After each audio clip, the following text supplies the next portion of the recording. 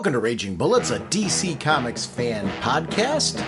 We discuss Justice League International 1 through 7. From the sleepy suburbs of Cleveland, Ohio, there are assembled the world's two greatest podcast hosts, created from the cosmic legends of the universe. Sean Whalen. Welcome to Raging Bullets, a DC Comics fan podcast.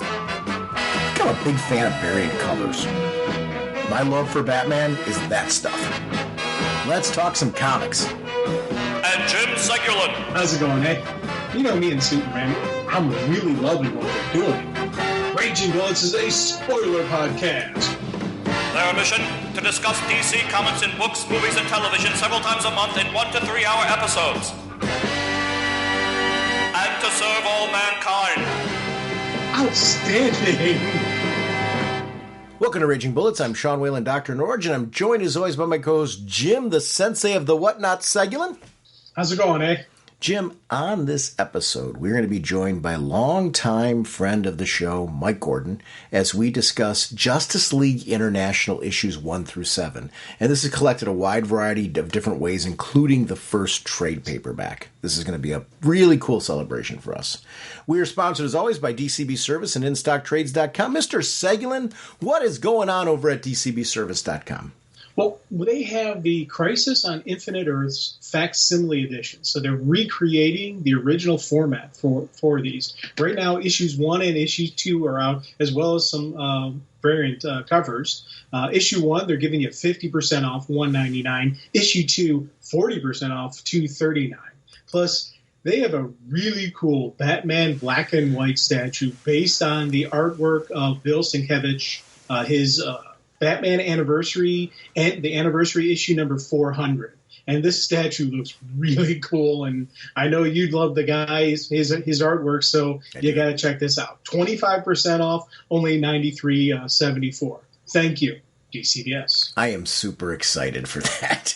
Yeah, I knew you would be. Well, I've become like a real statue freak. I actually have some at my office at work now. You know, I have this table in my office that has that I've started to put like busts and statues and things like that on there. That just my boss does it. My superintendent, he's a big Marvel fan, and he's got a whole bunch of stuff in his office, and it's really kind of cool when you're in there. So he inspired me to start bringing some of that to work with me as well, and it does add a little flavor to the workplace. So over at InStockTrades.com, in their top sellers section, they have a wide variety of DC material. I want to spotlight a couple of them that are standing out for me.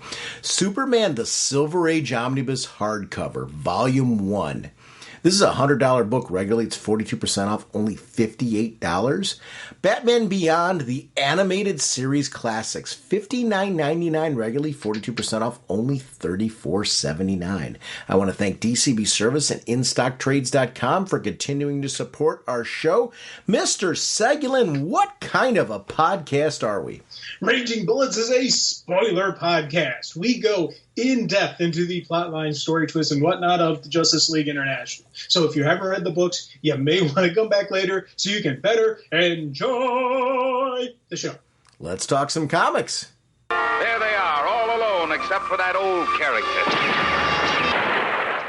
Joining us for this very special episode is longtime friend of the show, Mike Gordon. And Mike, welcome to Raging Bullets. Howdy. Happy to be here. Thanks for the invite, guys. So this idea was actually one that Mike had sent me via message. I had done a reach out, and because we didn't know Jim's status at the time, and I was doing a reach out to do some kind of episodes, maybe potentially as fill-in shows. And this one came up, Justice League International, issue 1 through 7. And what was great about this one is we're so close to the show anniversary that just turned into something that, because of the monumental nature of this work, it seemed like the one to do for our anniversary. So it morphed very quickly into being a much more important episode because of that. Obviously, having Mike on was going to be important enough, but being able to then kind of spotlight this work at an anniversary year for this work just wound up being like the perfect episode for our 18th anniversary. But Keith Giffen did the plot and breakdowns of this, JMD Mateus on the script, Kevin Maguire on pencils, Al Gordon on issues 2 through 7, and Terry Austin on issue 1 as inks, Gene D'Angelo, Daniel Vazzo on colors, Bob Lappin on letters. And I'm going to start first by saying, Mike, you threw this one my way. What was the passion for this? What made you say, hey, I'd like to reread this, I'd like to talk about this, because you got me all jonesing to talk about this one, and I know some of the reasons behind it, but why don't you share it to the audience? Absolutely. Unfortunately, I think one of the main reasons that it got my attention that I wanted to read it or reread it was because of the unfortunate passing of Keith Giffen. Mm-hmm. And it sort of spotlighted a lot of work that he had done. And I realized that, I thought to myself, I hadn't read this in a while. It is as you pointed out, it is I think a seminal piece of work as far as, and I'm sure we'll get into it, but there are things that are happened in this first volume that made comic history. So it's very important from that perspective, but it's also a fun read. And you don't see that kind of tone very often. So I thought it would be kind of a good time to read this and have fun with it. The other talent on here is, it wasn't until I actually read it that I thought to myself, hey, I don't know if I've actually read this all before. So I thought it was going to be a reread, but to me, I was discovering a lot of, through the reading of the stories, the actual issues. I was, I didn't have actually any of these single issues. I didn't buy them on the stands when they came out. So I had assumed that I'd read this, but this is my first time actually reading it. So I know I read some of the issues when they came out. This was in 1987, though. I was still in high school. This one hit during the time that Superman was being rebooted by John Byrne. George Perez was relaunching Wonder Woman, Mike Baron with Wally West. I didn't realize as a reader at the time that these things were having an impact on how Justice League was going to be developed. But that left those characters basically off the roster, other than the fact that we see some Superman appearances in this, which we'll talk about organically. But it was very, very interesting at that time. I didn't have a budget, like a huge budget. It was, you'd go into the comic shop, you had enough for a couple of issues. And I remember picking up the first issue of it. I remember reading it. I remember liking it. And it was competing with a lot of the pieces I just said that were going on at the time. So I don't remember. I did not read all of it at the time. It wasn't until years later when it was collected, that more than likely I ended up reading all of this. And when I was reading through this time around, I've read it a couple of times now for this, there were issues in this that I'm like, I don't know if I've read this either. Jim, what about you? What's your history with this? Have you read this before? Well, when this came out, I was X-Men and Wolverine, so I did not read any DC when this first came out. And then when we started doing the podcast, everybody always talked about this, and I always said, oh, yeah, I'll read that. Oh, yeah, I'll read that. I never got around to it. This right now is my very first reading of this. And it's funny because a lot of the significant events that happen in the book, I've heard people talk about. I've seen other references, in other series where they go back to this. Of course, like with I never really read a lot of the early Blue Beetle stuff, so it was kind of neat going back and seeing him in action. Just and again, I knew Guy was a jerk, and I read some of his jerky stuff when I went back, but I never went back as far as this to really see how much of a jerk he was. So this for me was a really cool, fun, awesome read. To the point where after I read this, I went on, I picked up the next couple volumes. So I now have all the volumes of this, and I'm going to continue reading these next because that's how much this locked me in, just reading it this one time. But it was actually really neat on how well this stood up for me nowadays, it was written in 87, and I'm still present day going, yeah, this is a good story. I like this. And these people, their personalities fit to what we're seeing nowadays. So I don't know if that's the statement of current creators, honoring, making sure we're keeping true to the characters, or just how perfect this characterization of these people were that it fits nowadays. So that's something that really, really impressed me on how I wasn't lost with any of these characters. They completely felt true to me. Batman's one that I feel evolved Like this, I think this book in particular has shown how much Batman has evolved since this era. Because I mean, we still got the Batman, today that kind of is distant and stuff like that. But in this era, very much so, it was a justification for him being a jerk. And I mean, it was owned. I mean, as a part of this book, and it wasn't uncommon. The behaviors that you saw of Batman was not uncommon for it to occur in his interactions with some of the Bat family in his solo books.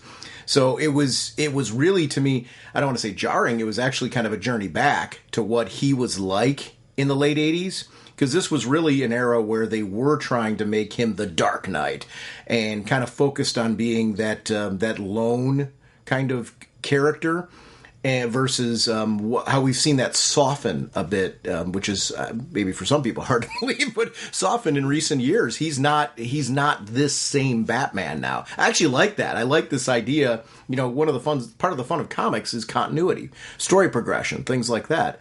And for a character like Batman that we often think does not evolve, this is a great example of looking back at him in '87. Oh yeah, this character's grown and grown quite a bit, actually, surprisingly, if you scratch beneath the surface of who Batman is. Oh yeah, and actually, you look at there's a lot of the characters on here who have developed. Bat's one. Obviously, Guy is another one who went from being this level of jerk to a different level of jerk that actually I really like. Beetle also, you can see the recent stuff in Blue Beetle's issues with that had him. It still shows the whimsical side of him, but more of a serious side, more of the mentor, to him. And even Canary. Canary was the one I really liked seeing her in this, because you still see that strength that I think is awesome in Black Canary, but you can tell she's not as I don't want to say outspoken, because she has a couple cool moments in there where she is, but there's more of I can see this Black Canary eventually being the leader of the Justice League. Going to that great scene when she was made the leader and she finds the Trinity's secret little hideout, shows up with her own chair and sits down right amongst them. That Black Canary is always, to me, one of the coolest characters. This character here has that strength, but I could see the evolution into that character who would walk into the Trinity's private room and sit right down and say, I belong here. So all these characters, I saw some really great growth in them. But yeah, but this felt natural. It felt natural. This was a good, solid foundation to these characters that I know and love. So I was very happy with this story. Mike, and this is really for the whole team, did you have any exposure to the Detroit League? Because I remember leading up to this, the ads for the fall of the Detroit League, and I remember that bringing me into Justice League. I ended up reading the ending issues of the Detroit League, because like any good advertisement, there was teases that something big was happening with them, and it hooked me in. I was a fish on a hook, and I ended up reading that concluding story arc. And the only reason why I'm referencing it up is because this book opens up very early on with that being the centerpiece of Martian Manhunter. And I was just curious, walking into this, did you guys, was that something that you had read on any level, either of you? And what was your exposure, I guess, maybe to Justice League leading up to this before you got to this particular series? I grew up, of course, with the Justice League of America title, as well as watching Super Friends on TV, and they were my team. I was a DC kid. The only time I really ventured out of DC was to read Spider-Man, which was one of my favorites as well. But mostly, what I read was DC. Batman was my guy, but the I will tell you that, like in the early '80s, when Justice League started to change and became the Detroit era, it put me off, to be honest with you. I always saw the Justice League as Batman, Superman, Wonder Woman, Flash, Green Lantern, like the Super Friends, really. But and so, looking at the Detroit era was very strange for me. That was not a Justice League that I really recognized. And to be honest with you, it put me off. And this came at a time when I was I graduated high school in 1986. So that was around the same time, and I was spending less and less and focusing less and less on comics, to be honest with you. Not because I didn't love them, just because there was a lot of other things that I was focusing on. And so I really didn't, I do remember going into a comic shop in 1987 and seeing the first issue of Justice League, what would become Justice League International, but it was just called Justice League. And I recognized a couple people on the cover, but I was like, it's still not my Justice League. Batman was on the cover, so that usually would sell me. But, and as you pointed out, Sean, Batman was going through transitions during this time. He had quit the Justice League. He had formed the Outsiders, and then he quit the Outsiders. I have the issue of World's Finest in 1986 where he, the last World's Finest, where he splits up working with Superman. I mean, you're right. They were making him dark.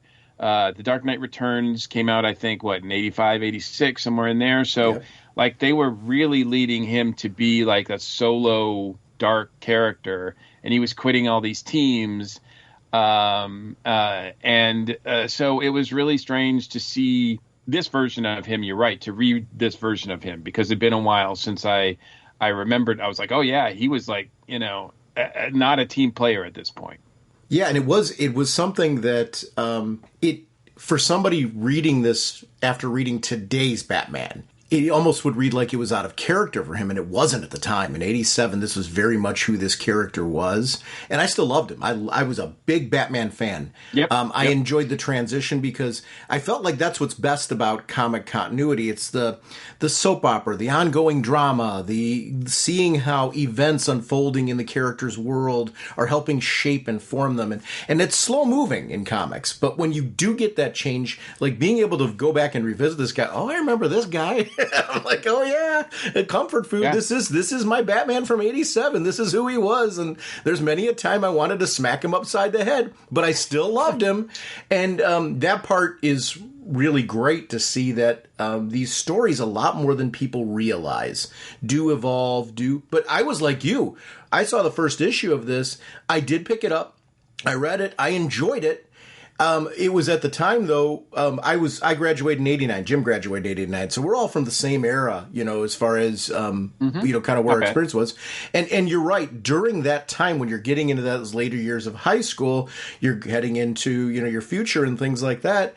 I never really stopped reading comics, but my ability to access comics, the disposable income to access comics, time to access comics was a lot smaller. I was getting a couple of titles.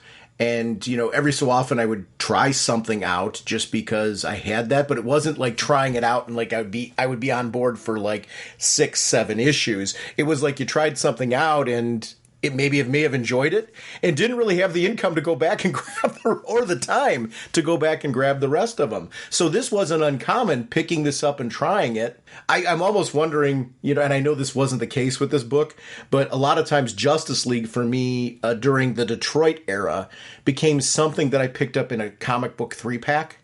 Where, there was a Batman issue or a Superman issue or something on there that, like, there was some draw issue, and the other 2 books were the pack-ins. You never knew what that middle one was. Right. You tried to creatively bend it a little bit to see if you could find out what that middle one was, because you didn't want to wreck the other 2 books, because that was the danger of what doing that was. But you still wanted to know, like, okay, this is a one. And here's the thing. This is at a time when, like, I think those packs were like $1.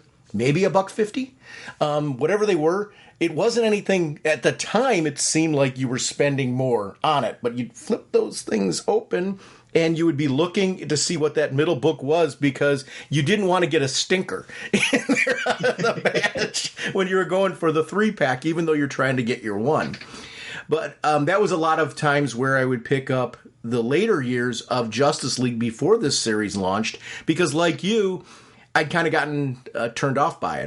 The Satellite era Justice League was to me like the golden era of Justice League. That was my team. Those were the characters I wanted to see. It was the unfolding drama. Super Friends, you're right, was very much the linchpin of it. And it was like, I watched them on Super Friends, and just the satellite era Justice League was almost like graduating from Super Friends into this is the adult Justice League.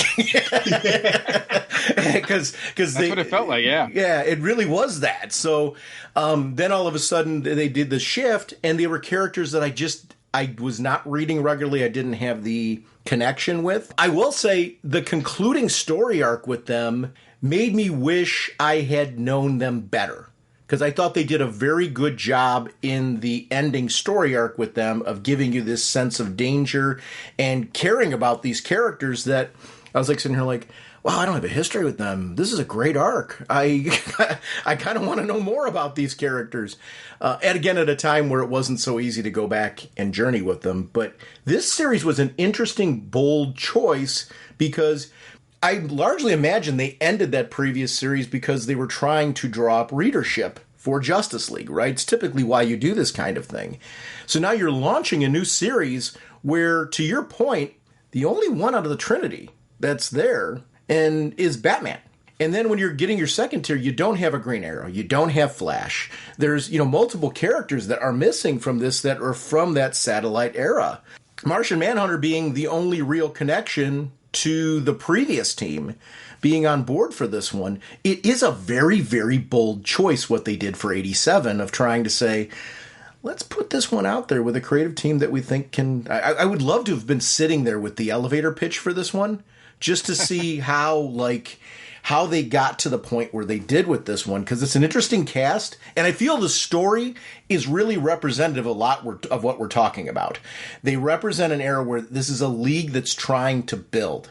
And I think the rotating cast that we're going to talk about in this, slightly rotating cast, is kind of the organic of a team trying to find a balance, trying to find a structure in a way that kind of fits where Justice League is at this point. I actually really love that part of it.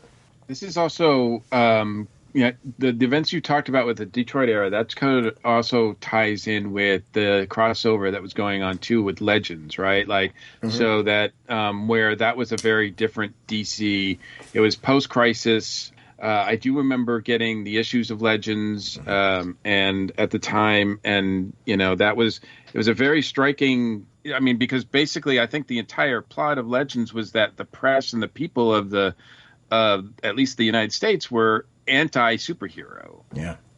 So there was this big backlash against superheroes at the time, whereas prior to that, the DC was all about everybody loves the superhero. Everybody loves Superman. Everybody loves the Justice League. And then Legends kind of flipped that a little bit. And so you get the events that happen, I think, in the Justice League Detroit era, towards the end, and then leading up to this as well. I think that's where Max Lord comes from, but I'm not sure completely. This was my first exposure to Max Lord. And yet Legends was definitely the series, because actually Legends sets up the reason that Shazam's really on this team, because that brought him into kind of prominence with the rest of the DC characters. That series was one of the ones that he was a character that I was excited for him to be a part of it just because of the TV series as a kid. It was nice to see that character being brought into the fold and reimagined. I think it's something that they've kept trying over the years to find ways to fold that character in, and I've actually liked all the attempts at doing it. And this was one of the ones where I was glad to see Billy a part of this team and trying to integrate him in. Kind of as it was interesting to see him as the newbie, considering his rich history in comics and his rich history in media in general at this point. It was him coming in as the rookie, so to speak, because they really do treat him as that in the series. I don't think that was a bad choice. It was just interesting to read him in that capacity. I felt like he was kind of my running buddy for part of this, just in the sense that this was like a ground floor team, and I felt like he was a cool initial lens into that particular role.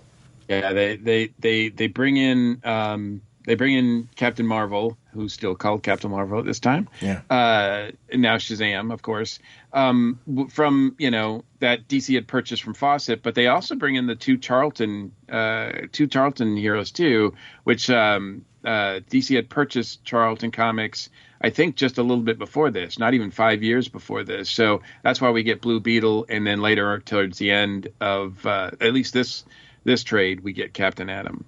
Which it was a good introduction of Blue Beetle into this. I liked him in this particular series. Yeah.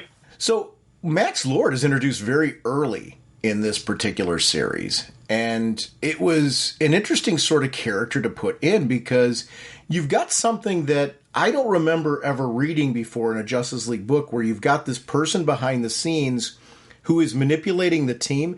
And I think this is especially interesting because he's manipulating Batman. Batman, obviously starts to figure out pretty early on that something's up. But it's interesting to see a player behind the scenes who's manipulating them and wondering what is his end goal. Is he ultimately on the side of good, or is he on the side of evil, or is he somewhere in the middle? And I liked that intrigue very early on of trying to figure out what Max Lord's actual deal was, because there's some real shady things that he's doing, especially right in the first issue. So we're dropped into a series that very early on lets you know that, oh, this guy, because of the fact that he wants the League to be something, and he's got this agenda of the League having this larger exposure. And at this point, we didn't know it was that he was going for Justice League International. And I actually like that they started out with the Justice League title. I'm pretty much assuming they had always intended for it to become international, but I like that they started out with the Justice League title and led us into that, because as you're reading this intrigue with Lord was something I don't remember being as glued to it when I read it back in 87 as I was this time around. I was like, boy, I don't remember this being as intriguing as it was. I don't know if I just wasn't prepared for the series at the time or what, but man, that was a good part of this read, was the stuff that Lord was doing manipulative-wise in the background. That was one of the neat things for me, because, again, this is very first read of this, but I know who Max Lord is. I know he's an evil guy, and I know eventually it's going to be he's the big bad and all that. And I loved seeing how he played here, where you're seeing him do some shady stuff, but you very easily could just say, oh, okay, he's just manipulating to get the international, blah, blah, blah. And you can kind of justify what he's doing and not think he's pure evil. Or maybe when you're reading this, you're thinking this guy's pure evil. Yeah, I that's the one thing I wish, people who read this the first time, I always wonder, did they know right off the bat that Max Lord was evil? Or did they play it out nicely so that it gave the initial reading of this enough of doubt and just kind of blending, hiding, masking his intentions, or however you want to look at it, just to keep you going thinking, so you don't think he's pure evil.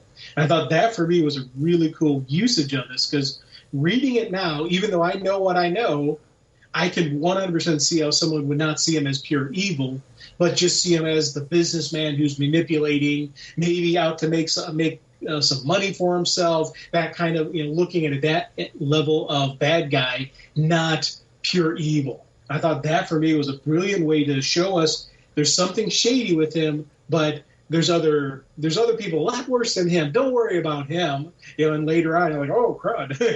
That I thought was a brilliant usage of him. It was very reflective of the times. One of the things that I appreciated about this series in particular, which you don't see in comics very often these days, was the fact that they brought in pop culture references. They brought in landmarks. They brought in films that were currently going on at the time. Like they were doing like an advertisement for Timothy Dalton's Living Daylights over and over again. And I didn't remember that at the time, but I was like, I'm like, oh yeah, this happened a lot in comics. But particular Reagan and Gorbachev and things like that being a part of these books, I really liked that, because it gave this sense of this is grounded, this is really happening. It was really much reflective of the world at the time, and that part of this journey was something that I remembered happening a lot in comics. I remembered appreciating it. I not having read every issue of this, it was something I can't remember appreciating in '87 the way that I did this time around, where I'm like, oh yeah, this is cool. I'm like, and really to testament to the art team of McGuire on this one, and the inkers that were associated with him and colorists. I really thought they did a great job of capturing their likenesses in a way that, yeah, it felt comic booky, but it's very clear who they are. Their mannerisms are captured. The whole look and everything, I thought was something. I know I'm jumping around a little bit with this one, but when I'm looking overall at this whole series at tone, it's something that I want to make sure I don't forget to mention, because it was something that I thought was special reading this through this time around, because it's not something I remembered experiencing when I read it through before. It's very 80s. Yes. I mean, and I don't mean that in a bad way, actually. I didn't mean to sound, dour about it, because it, from the colors and the fashions, you've got, the mullet, if you guys are sporting, the great old mullets, black canary shoulder wings, you've got to figure that there's probably some padding on those shoulders too. Mm-hmm. Guy Gardner's bowl cut is never going to fit in any time, but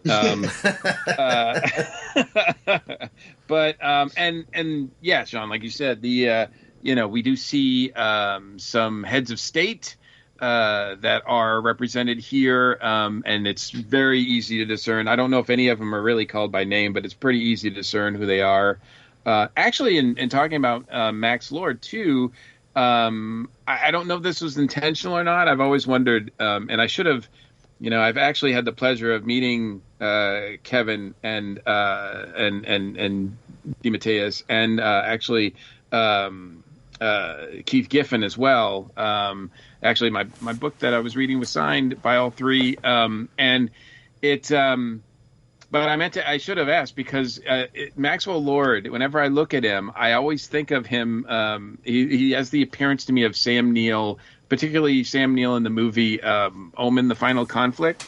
Oh, yeah. So right away, I'm like, I don't trust you. It's interesting you mentioned it's very 80s as well. I think the amount of dialogue on pages, the amount of text on pages, yes. That's a very 80s thing.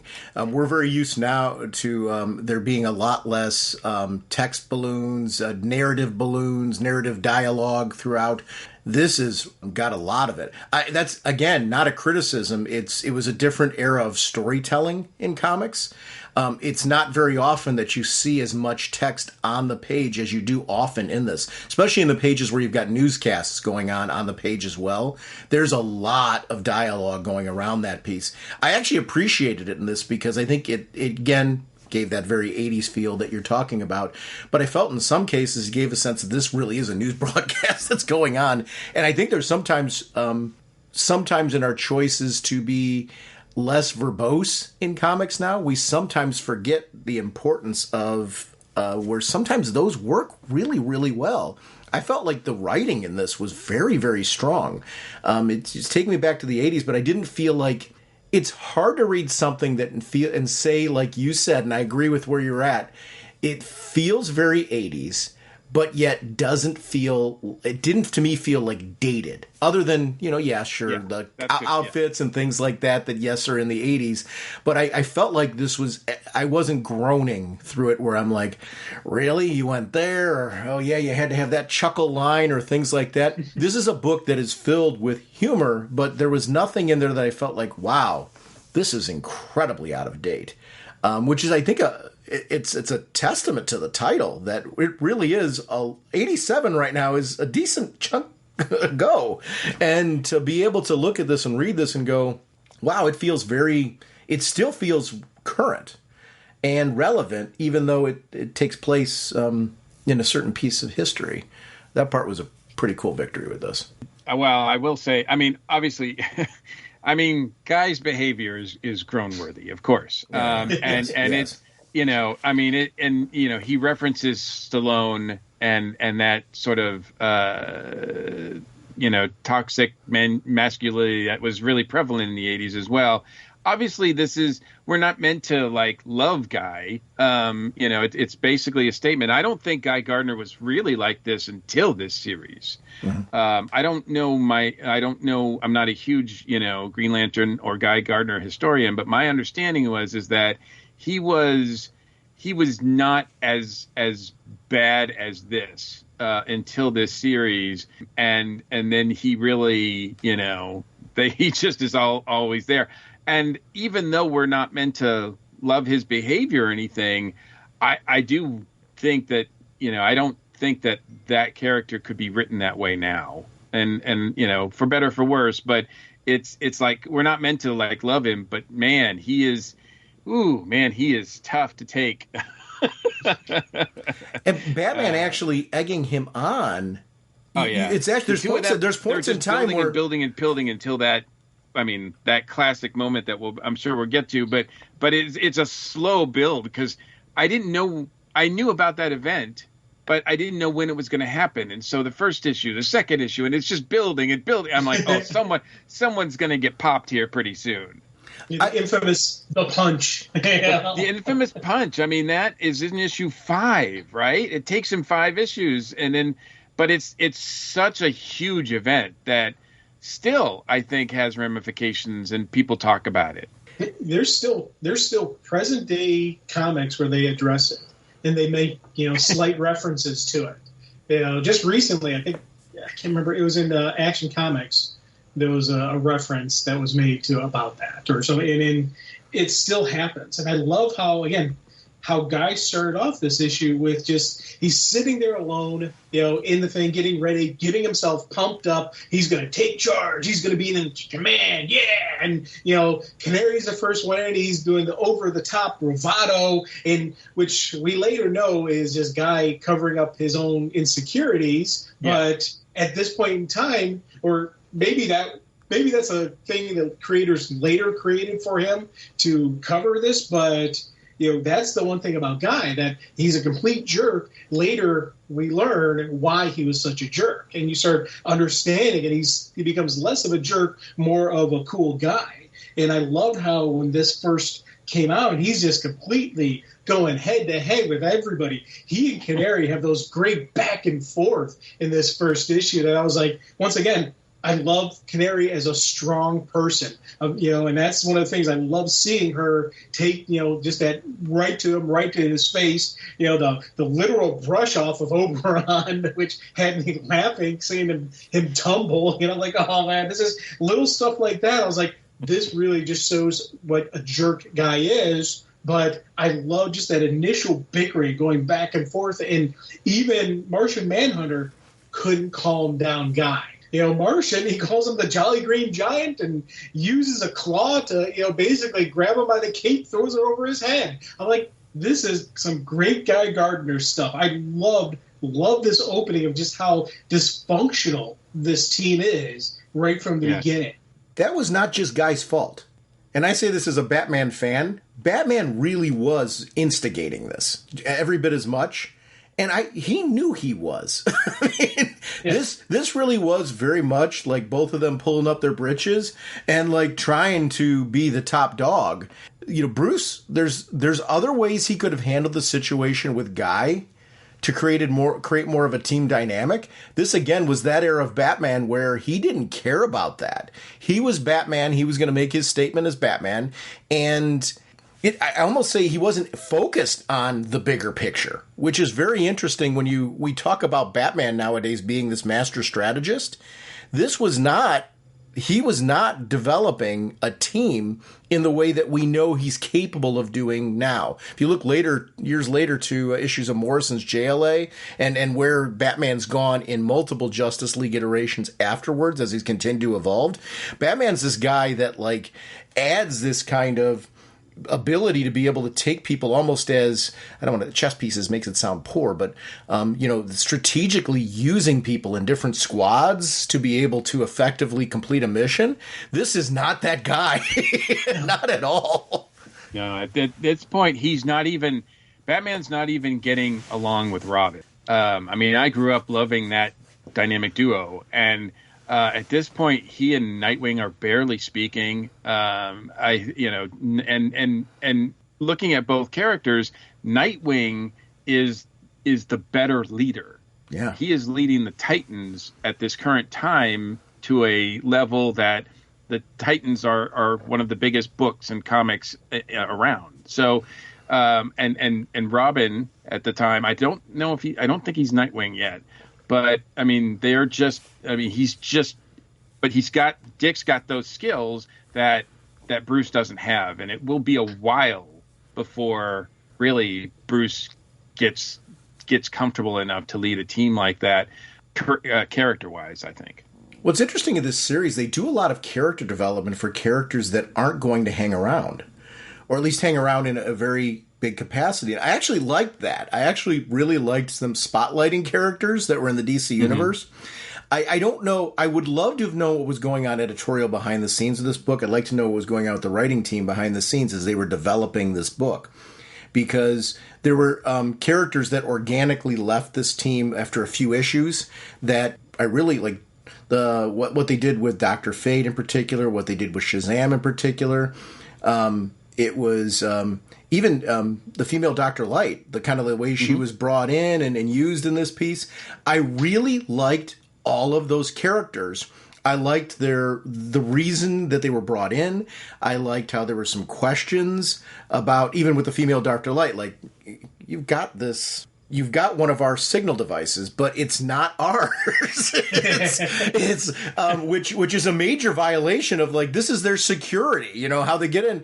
Not only have you got one, you've got one that does some things that ours doesn't. Like, how did you get this and where did it come from? It was such an interesting process in this series that it's bold. It feels very bold in what it was doing. In the 80s, at a time where you're coming off of a series that you were rebooting to kind of be more reflective of where Legends went, and also to try and grab readers for Justice League. I don't know of a team book that I remember having this kind of an organic nature, at least back in the 80s, when it's your main flagship team, Justice League.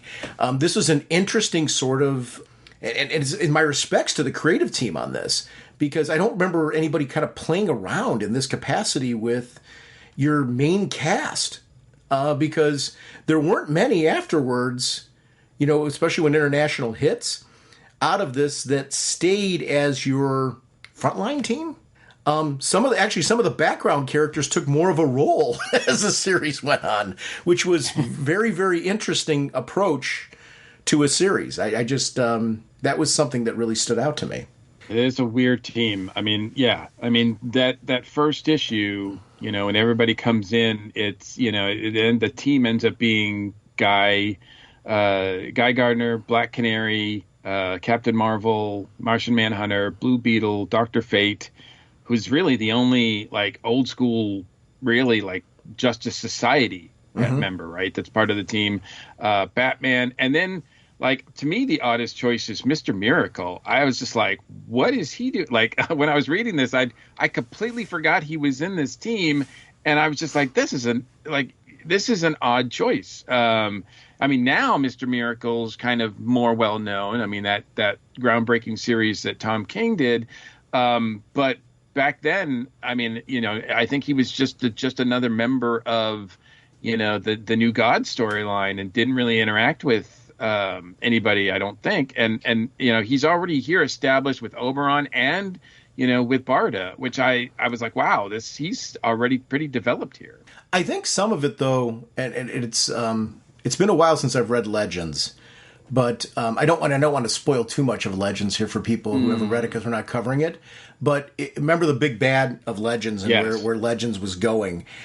I kind of, right, when you connect this being something that followed up with Legends, there was a New Gods, Apocalypse kind of connection to where that story went.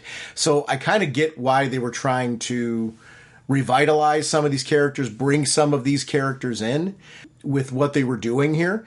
You're right, though. It's an interesting mishmash, though, because when you take a look at that, we've got one member of the Justice Society, which was Dr. Fate.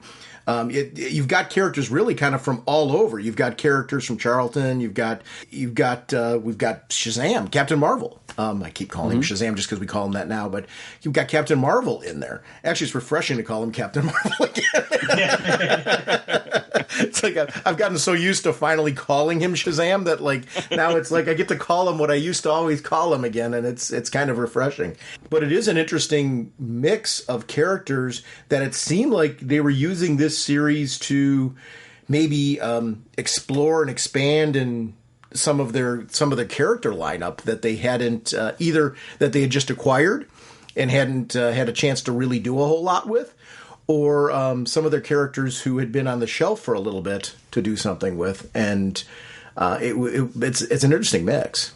Even villains. Yeah. As you start looking into, issue 2 and 3 and, where the series goes for the first initial arc, we've got a story that is, again, very 80s, where we're dealing with nuclear concerns, and what are we doing to our planet, where you've got this bad guy team from one of the other Earths that is your spotlight team, which, again, you now have a Justice League who is this unique mix. And you're not bringing in one of your well-known bad guy teams.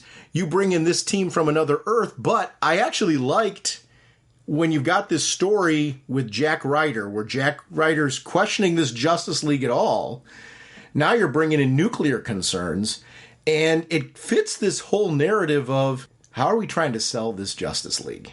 What are we trying to, how are we trying to sell this Justice League to the world? Because you're not trying to just sell them to America. You're trying to sell them to the world, spinning off of Legends. It becomes an interesting story because these were very much concerns of the time. We were all talking about nuclear war and being worried about that, and how are we going to address that, and how are our leaders going to address it. It was interesting to bring these brand new characters in who, are they really bad guys?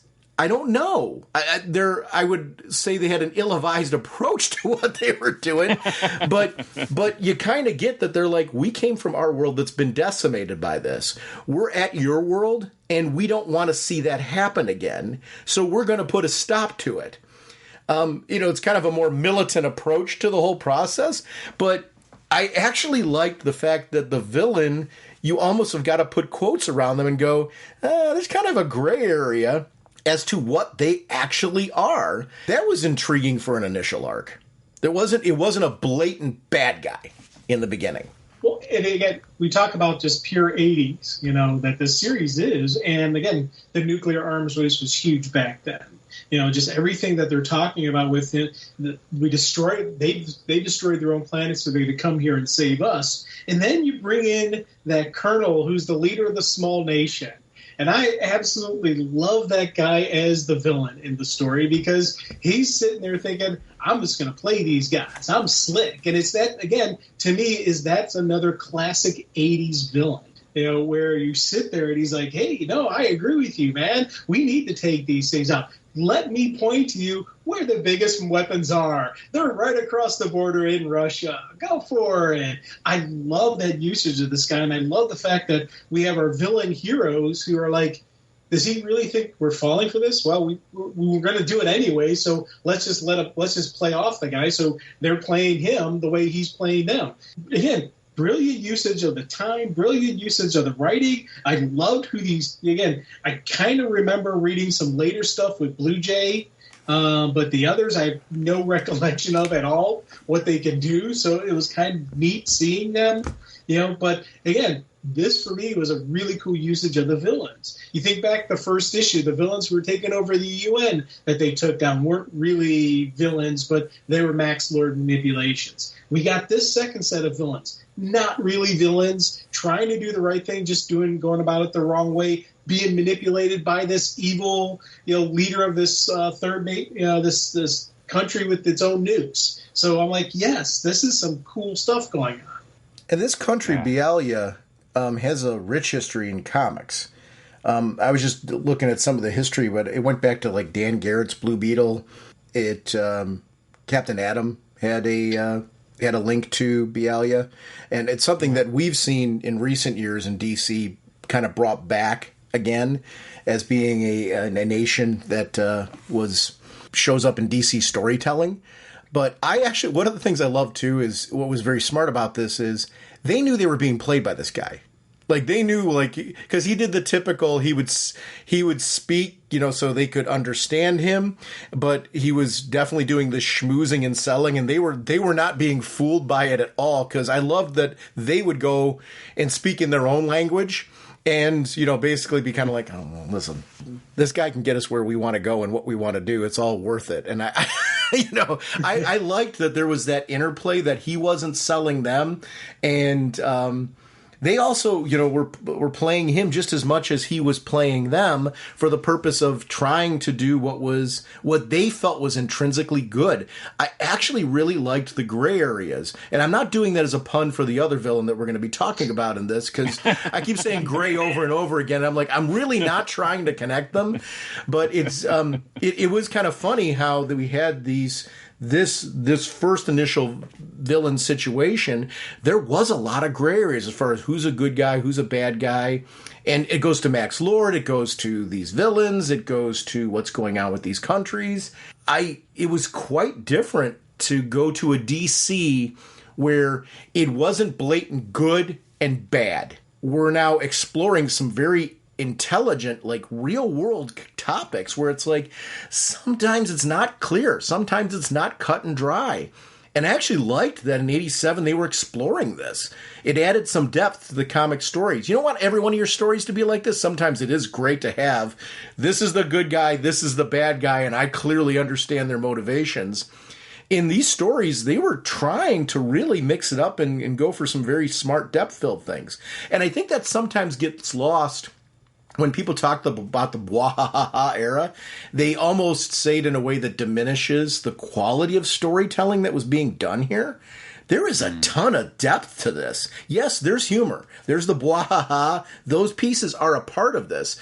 But when I often hear people talk about this era, it focuses a lot more on the Bwahaha than the actual story being told. There's a lot of layers going on here, and a lot of planning for later arcs in each issue, in the setup. And there's something very smart. There's a tapestry being woven here that should not be diminished by the fact that there happens to be humor in this. Absolutely. In fact, I don't think, this first trade, there's no Bwahaha at all. That phrase doesn't, I don't know what issue it starts or whatever, but it probably starts when we get more into, like, the blue and the gold really sort of taking center stage with this book, which doesn't quite happen yet, and we're not quite there yet. But yeah, with this, with the second issue and third issue where they're dealing with this sort of international crisis, I love the fact that it is. You're right, John. I wonder if they were planning all along to make it more international, because you start off with the first issue with a terrorist threat at the UN. And then, the second, third issue, it's this small country, nukes are involved. And then we have like a sort of Chernobyl type event maybe happening. Chernobyl was only less than a year from when this was written. So, these are storylines or environments anyway, background that are really ripped from the headlines of the 80s at that time. I like that. I like that quite a bit. And again, you said it earlier, Sean. I liked how they spent some time in developing these characters who are only going to be around for a little bit. There are three villains here. They gave them a couple pages explaining what happened to their world, and just giving us an understanding, so that when Guy actually has the first encounter with them and gets his butt handed to him, one, you cheer because it's Guy getting handled, but two, it makes sense how he could take down a Green Lantern that easily. They took down a Green Lantern without any struggle on their part, partially because Guy was overconfident being Guy, partially because they've got really cool power levels. But I love just those moments, again, because it's Captain Marvel who saves them, and he even throws it back at him. Hey, Captain Whitebread just saved your life.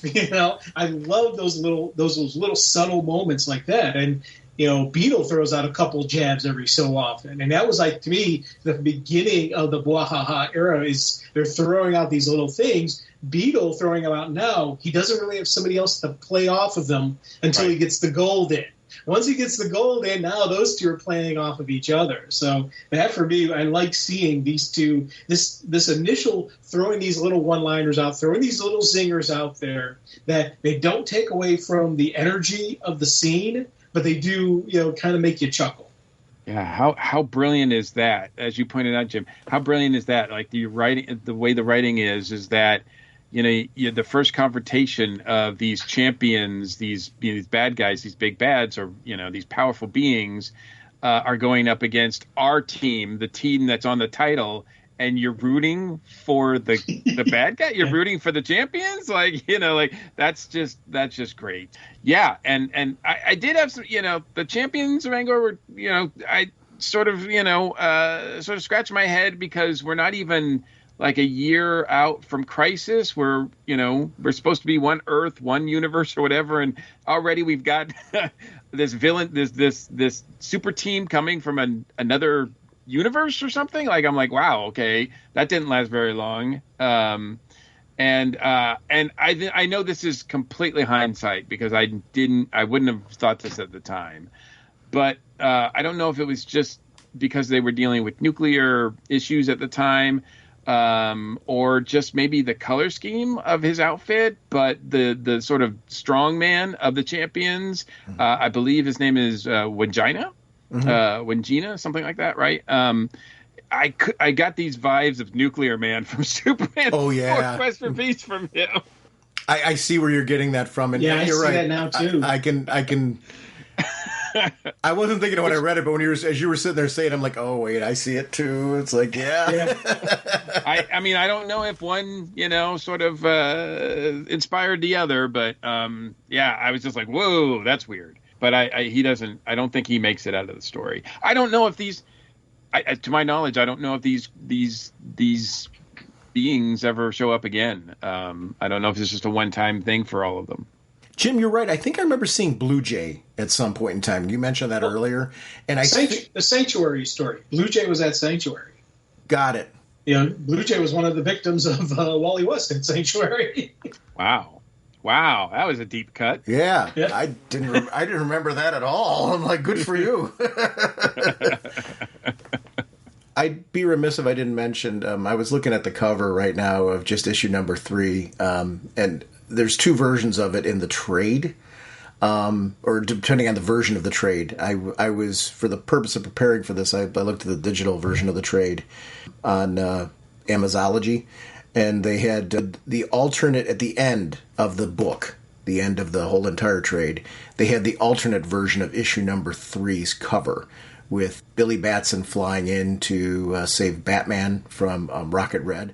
I love alternate covers. And in that era, especially when you get a chance to see more Maguire art, it's like, I'm all in. But it's a particularly good cover. Yeah, but looking at the cover, 75 cents. 75 cents for this. I'm like, oh, man. Oh. And that's when they were Wait, here's the thing. You're saying that, but that's when they were creeping up, Jim. Yeah. So 75 cents was starting to become, because we started hitting into this era where we started having books that were coming in prestige format. So comics were starting to get, it's so funny to say this when you're looking at a 75-cent cover, but there were comics that were more than 75 cents that were starting to come out, along with your regular books being 75 cents. It was like this era where man, comics are getting expensive. Yeah. It is weird for me to look back and go, yeah, I actually wasn't collecting or reading as much then because I couldn't afford it. I'm like, really? What? Mm-hmm. But yep, a different time.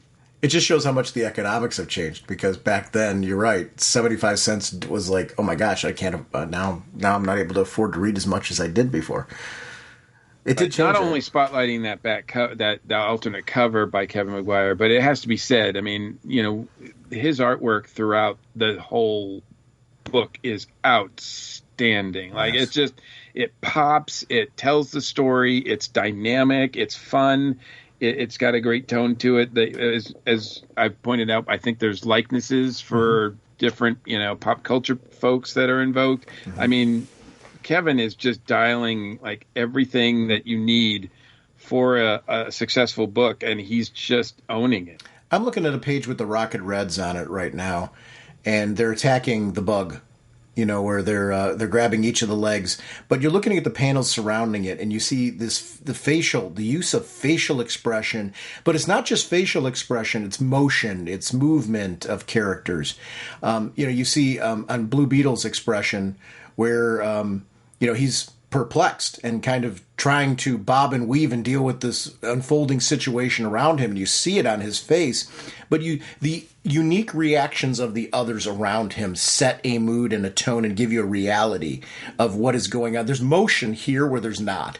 And I always marvel when artists are able to do that. They're able to give you this sense of your mind is now playing through and giving you 4 other panels that aren't actually there. And I think that's a talent that artists have when they engage you in the manner that they do. They're able to make you fill in blanks that just are not even on the page.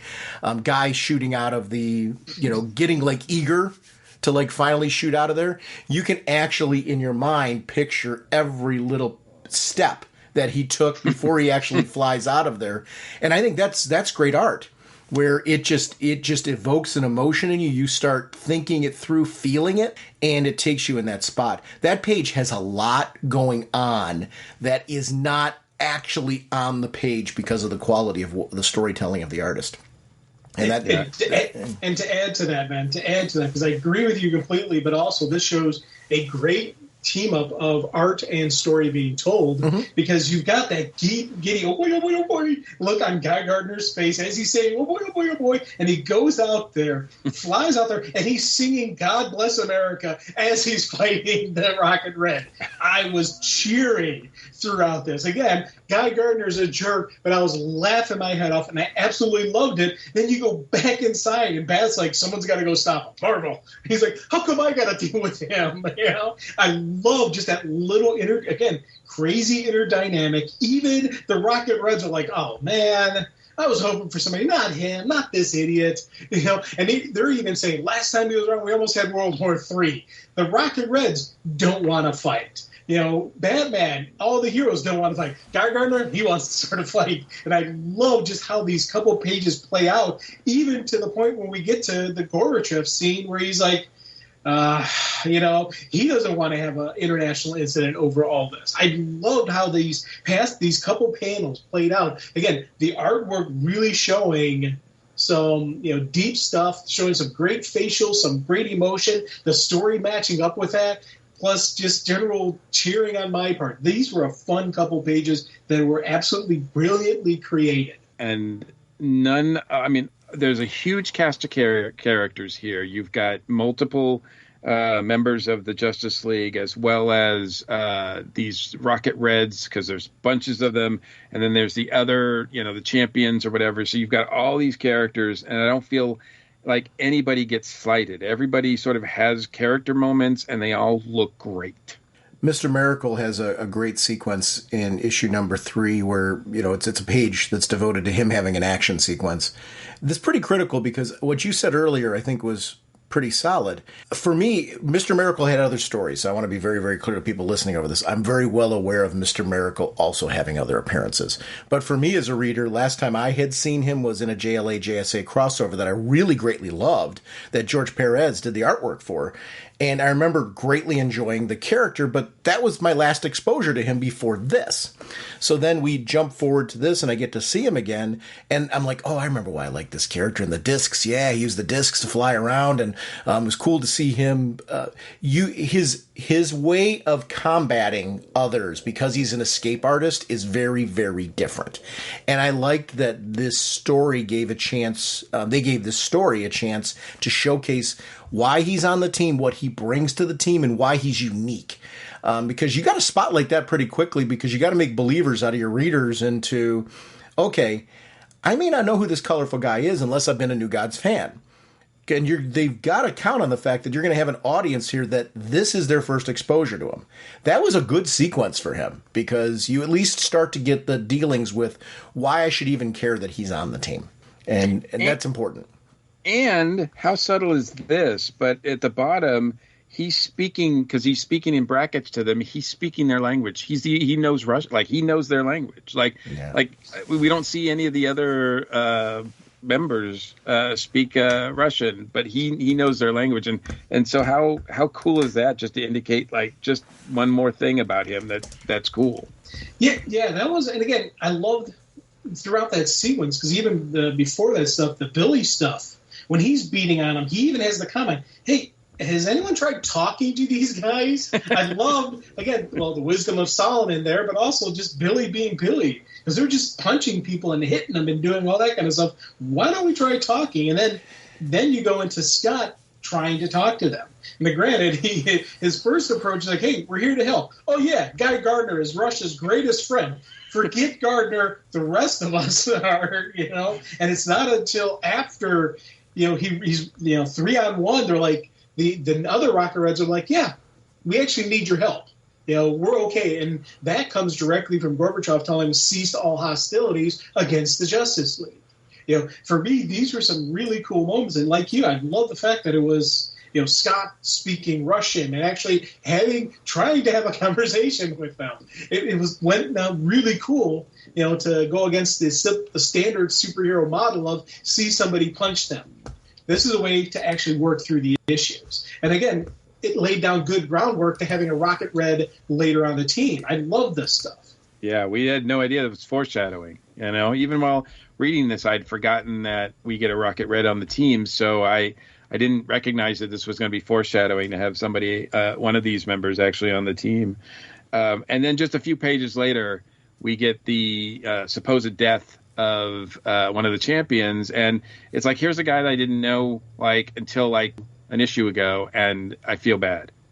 Yeah, and again, great job building this character, getting us to know him, but also Scott has the great moment when he sees the guy running in. He's like, "I got to do this. I got to go in." The hero always have to run in to save the day, and it's Batman who stops him. Yeah. And would Scott have been able to survive it? Probably not. Maybe, I don't know. He is Mr. Miracle. Could he have pulled off a miracle there? I love just how you get these moments where the villains, and again, air quotes around the word villains, where the heroes save the day, preventing the meltdown. And then the Justice League gets kicked out of the country, and they have to go. I loved each time they had to leave, they left, because that's the way things work out. You can't just stay when the government tells you to have to physically leave, they leave. And I thought those were some really cool stuff, leaving behind the three outsiders, where what happens to them, who knows? So hopefully we'll see them later on in the later issues. Booster Gold was an interesting character in this one. Mainly because one of the things I was doing while you two were chatting was taking a look at, I thought for sure that Booster Gold had a series before his appearance in this, and I was right on that piece. I was not reading that series at the time. Years later, I had gone back and read some of the initial work of Booster Gold, just because I had read 52 with the character and things like that. I'm like, I gotta know a little bit more about the character's history, and had a great deal of fun reading some of the character's backstory. But when this series was out, I was not reading Booster Gold. This character was one that I did not really know who he was, and all of a sudden he was being put on the front cover of Justice League number 4 as being the new member of the team, and getting to know a little piece of who he is and what his backstory is in the series. They really did a great job of introducing him, because they add more of this intrigue. Max Lord now is coming front and center, and not only he's not telling anybody anything about what his role is, who he is. He's just introducing them to their newest member, and there has been no backstory, no background. I'm running the Justice League, I'm part of the Justice League, I'm your PR person, whatever, anything. That really has not been clarified by him, other than he's just plopped in and said, "This is your new guy." Yeah.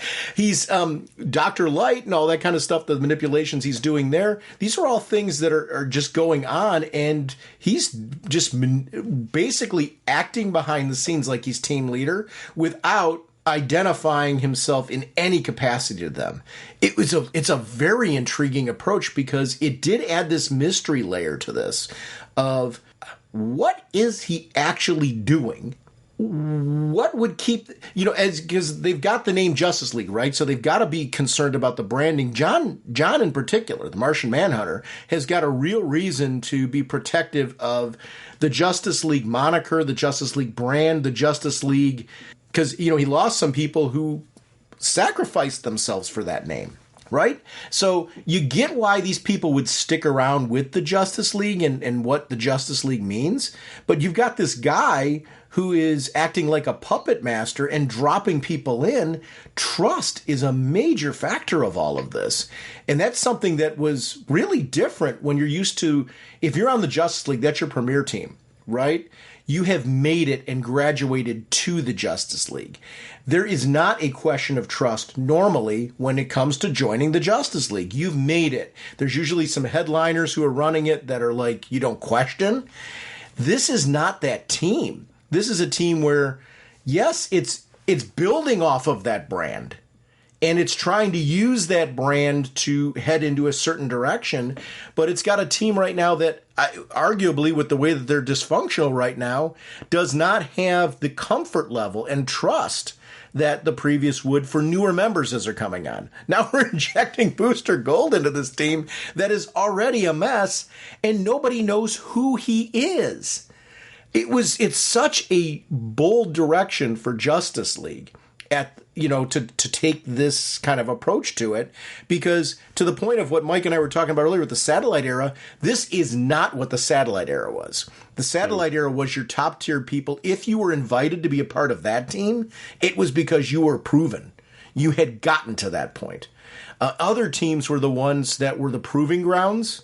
If you graduated from another team to Justice League, it was because you'd earned your stripes. And this marked a gradual shift to what this Justice League became, which is very, very different than the Justice League I grew up with. And that's why I say it's bold, because it's a risky choice to be able to do this kind of thing with the Justice League. Yeah, I mean, I think we see that from most of the members. I mean, certainly Captain Marvel is in awe that he's been asked to be part of this league, because it means the world to him. And I think Beetle and Black Canary take it seriously. Obviously, as you pointed out, John Jones, Martian Manhunter, takes it very seriously. He's got that dark shadow over him, and Batman's trying to deal with the fact that, I mean, he's basically the only one that's from the original, the main team, the Satellite Era, and he's trying to make sure that this is not that this. I mean, I think maybe he even sees that maybe the past, whatever happened with the Detroit Era, might have been different if he had been involved, and I think he is because he's not that far removed from losing Jason Todd here, right? Am I right on that? Yes. I'm trying to remember So I think, he sort of has this sort of air of responsibility. Like, I want to make sure that this team is doing what it's supposed to do. And of course, Max Lord is a big factor, as to a big red flag as what's going on. He doesn't know. We know as readers that Max Lord was behind the terrorist attack at the UN. The main leader of that was shot. We don't know by who, but we pretty much know that Max Lord orchestrated that. Actually, guys, and Mike, hold that thought for 1 second. Yeah. Death in the Family hasn't happened yet. Oh, it hasn't. Okay. Okay. That happened in November of 1988. Gotcha. Okay. Wow. So we're heading towards that. I was with you actually, and I'm sorry to cut you off there.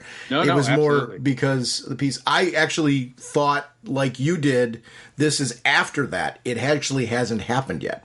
Yeah, I mean, I still think he feels like that the Justice League means more, and it should be, represented more. He does have a line that says, like, something about, like this team should not be a joke. This means more than that, and he's trying to figure out, doing the detective thing. He's trying to figure out what's going on. His main concern is Max. And it should be, really. So I don't think we don't get any answers in this. Boy, talk about serialized storytelling. I mean, a lot of these threads are woven in early on in the first couple of issues with Max and with the Gray Man and all of that, which are not going to pay off until later. Heck, he even recruits Booster, I think, in the previous issue, but we don't see that. Like, there's a lot of things that are going on that are just given a page or two that will have ramifications later on. It's really, really complicated story building, and I love it. It gets you hooked because you're just like, what's going on? And there's nothing that's throwaway. Right. There's no waste in this. I'm sorry, Jim. Go and ahead. Issue 2 is where they have that one panel where it's Mr. Gold, was Max, and then issue 3, the end of issue 3, they're sitting there waiting for him. And it's not really until issue 4 that they really start talking about Max. So issue 4 is when we first start talking about Max. But throughout all this whole thing, we know Max has been this master manipulator behind the scenes. Giving Dr. Light the signal, bringing in Booster, setting up the terrorists at the UN, all this stuff that Max has done, towards this master plan of his. And I really love this opening sequence where Bruce is focused, Max Lord is security breach. This is the thing. There's others others are playing along. Yes, we got to focus on this. Guy is, of course, being Guy, which is kind of a giant distraction, but it plays well within this team dynamic of what's going on. And Bruce and Guy once again have another moment where you're like, it's the build up, the anticipation for the punch. Like, is this it? Oh no, it's not it. No, not it. Multiple times in this, and Bruce has the one line. He's like, it was something like, be careful, Guy. I'm going to keep you after class. And you won't like that. I'm like, oh, that's it. No, okay. Little stuff like that gets you going. This whole time, though, we have this giant threat. And I really loved how, again, Dr. Light's like, forget all of you, I'm out of here. And she leaves, because she realizes I'm being played by Max. I was never invited to be in the Justice League. This is Max who invited me into it, and if you go back a couple issues to the point when they do that flashback sequence and they show her getting the signal, she has a Justice League kind of look on her face. So she wanted to be on the Justice League, and she thought she was getting an invite to be on the Justice League. So I thought that for me was a really neat play out here, as we start into issue 4, where she's like, and she walks off, and Max even blows it off, saying, oh, don't worry. When we need her, she'll be here. She's still on the team. And it's, even, telling Batman, oh, don't worry. She had to leave, but she's back. She's still on the team. Telling Batman she's still on the team. I love just that Max Lord confidence, again, the villainy, smarmy businessman who's playing him, who's coming across like he's just a businessman trying to manipulate the situation. Yeah, he's a bit smarmy, but he's really not this master evil character. I love how they played this off, man. One thing I've found out with this justice League team is you better make sure you're on the team before you confront villains. That whole issue, it's so Batman, right? In this era, from 80, and I want to be very clear, 87 Batman. This is exactly how 87 Batman would react. This is a good chance to test him. Like, what? This is the Royal Flush Gang, which, by the way, looked gorgeous. I really loved Kevin Maguire's take on the characters. I thought the costuming was great. The use of them was great. The action was great. It was a great chance to spotlight Booster Gold and get to see what he could bring to the table. He was very competent in this. I actually really liked his handling of this opportunity. And he takes them all out except for one, really. Right. And really, like, it takes the whole team, and ultimately his first, I think, team up. I think the first team up between the blue and the gold are what takes down Ace. So, I mean, it is a amazing debut, at least in this book for Booster. Which I think the competency of, and I think this is where, again, the bwahaha piece, I think sometimes people who haven't read any of this content sometimes lose the fact that, no, they're capable characters. And there's actually an intriguing action dynamic to them when they're operating like this. You get to see some great action from them and some very clever usage of them. There is more to these characters. They're likable. certainly. They're fun. And yeah, you're right. Later on, the series is where the Bwahaha piece comes into the series. But foundationally, these are the foundation issues. This is the building blocks of this team. This is a long run that is being crafted here. I would love to know how far down the road they had charted initially. Because, we're in an era of comics where typically when somebody went on a book, they were going on a book. I mean, and it was going to be something that they were developing at least for a run that we're not used to, I think, now as much, because it's not uncommon for, if a book's given 12 issues a lot of times to prove itself, for a creative team to prove themselves, that's usually a lot now. Back then, that was something where this is Justice League. It's going to be around for a while. I wonder how much of what their pitch looked like. If you pitched differently back then, I'm assuming you kind of did.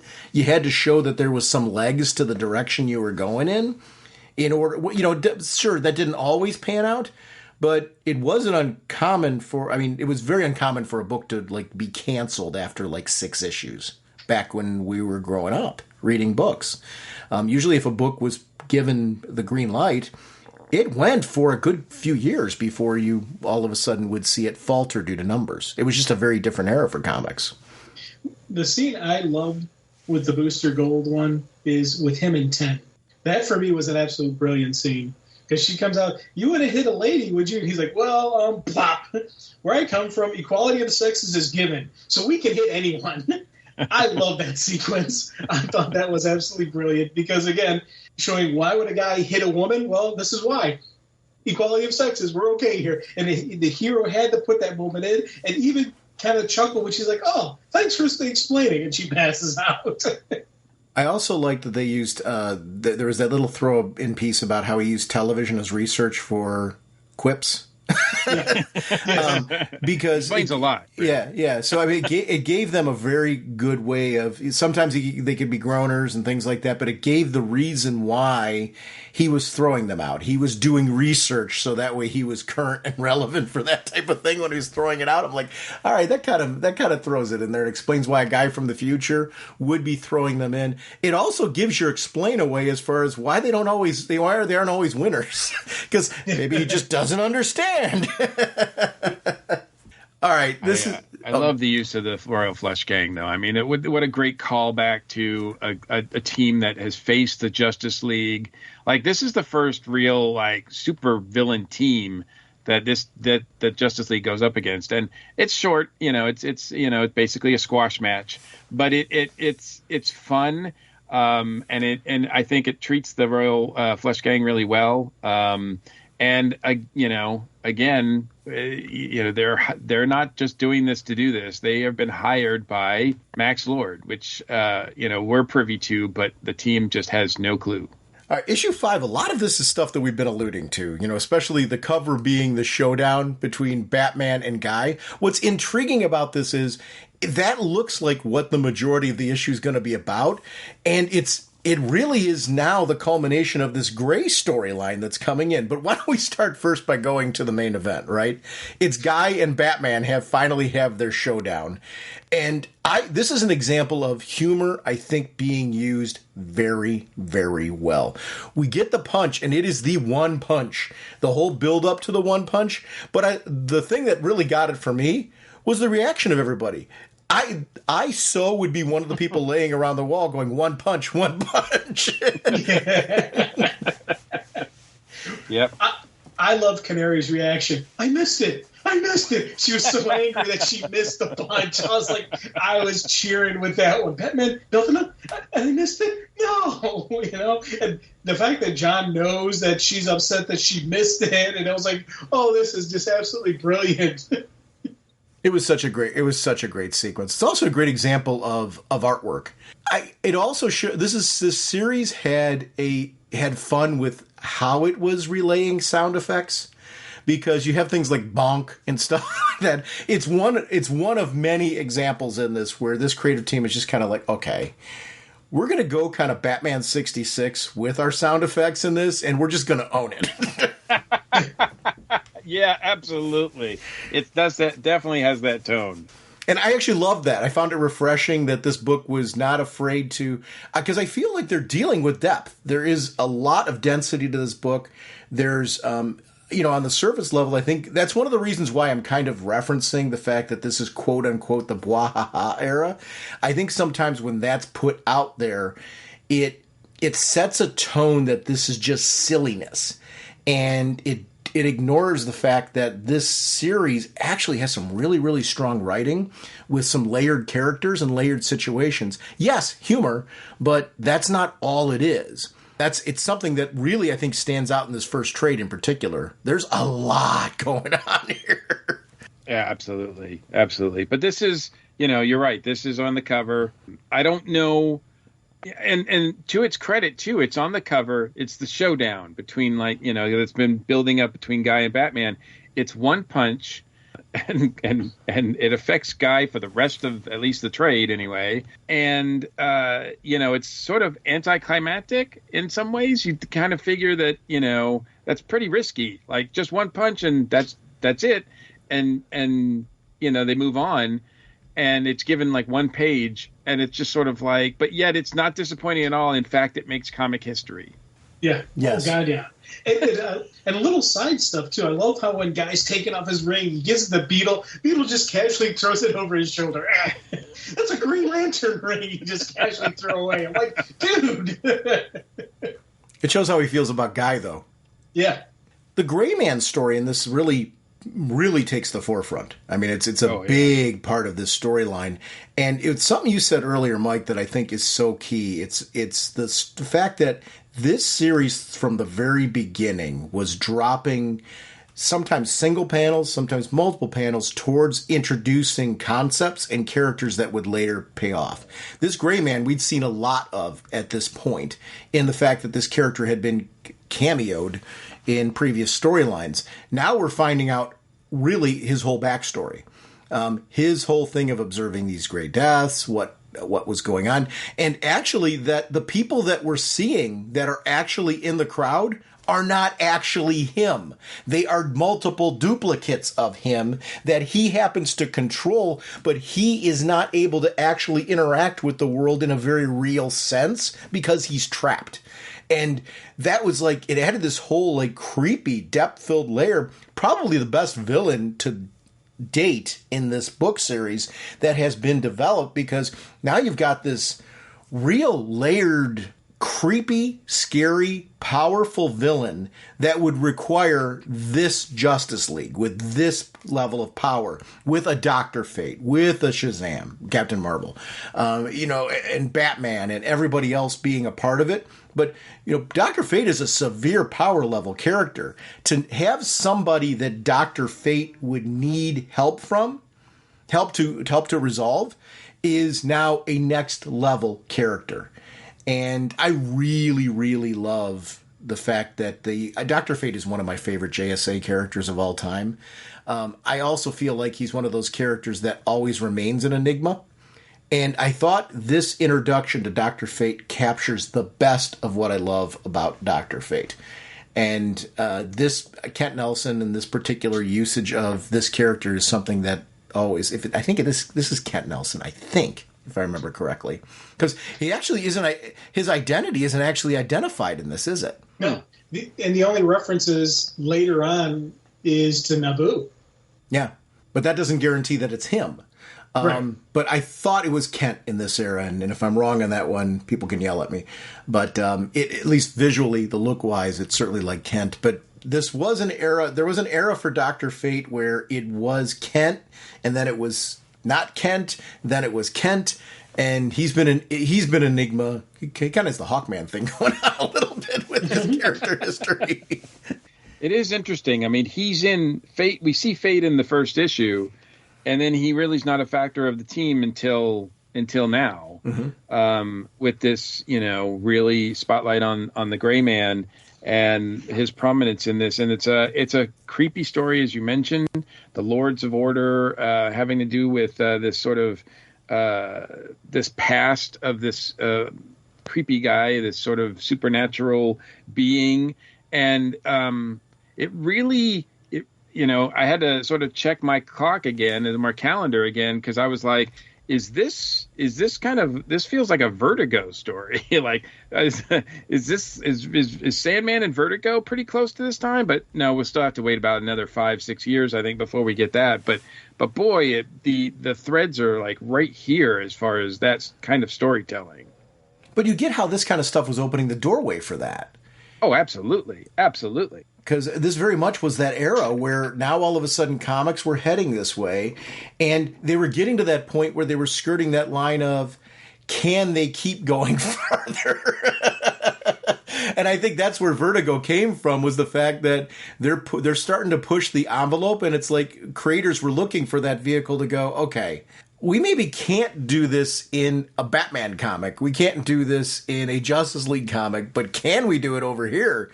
And that was where you can see where all this came from. And this story is a great example of that, because this one really introduced a character that I didn't remember the Gray.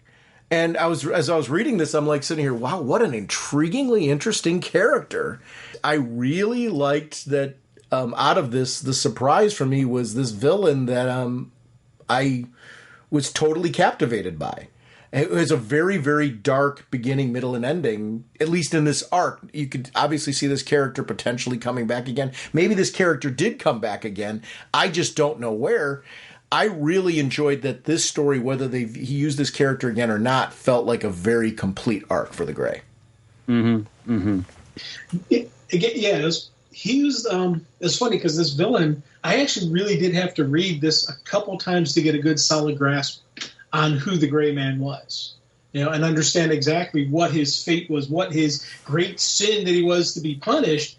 And I liked how the fact that the punishment that he sought, the Lords of Order didn't see it as a punishment. They weren't punishing the guy in their mind, but they don't understand the way the human mind works. They're too far away from humanity to understand who it is, to understand what would be torture to a person. I thought that, again, was another neat thing where we have this villain who, in a way, you understand what he's going through.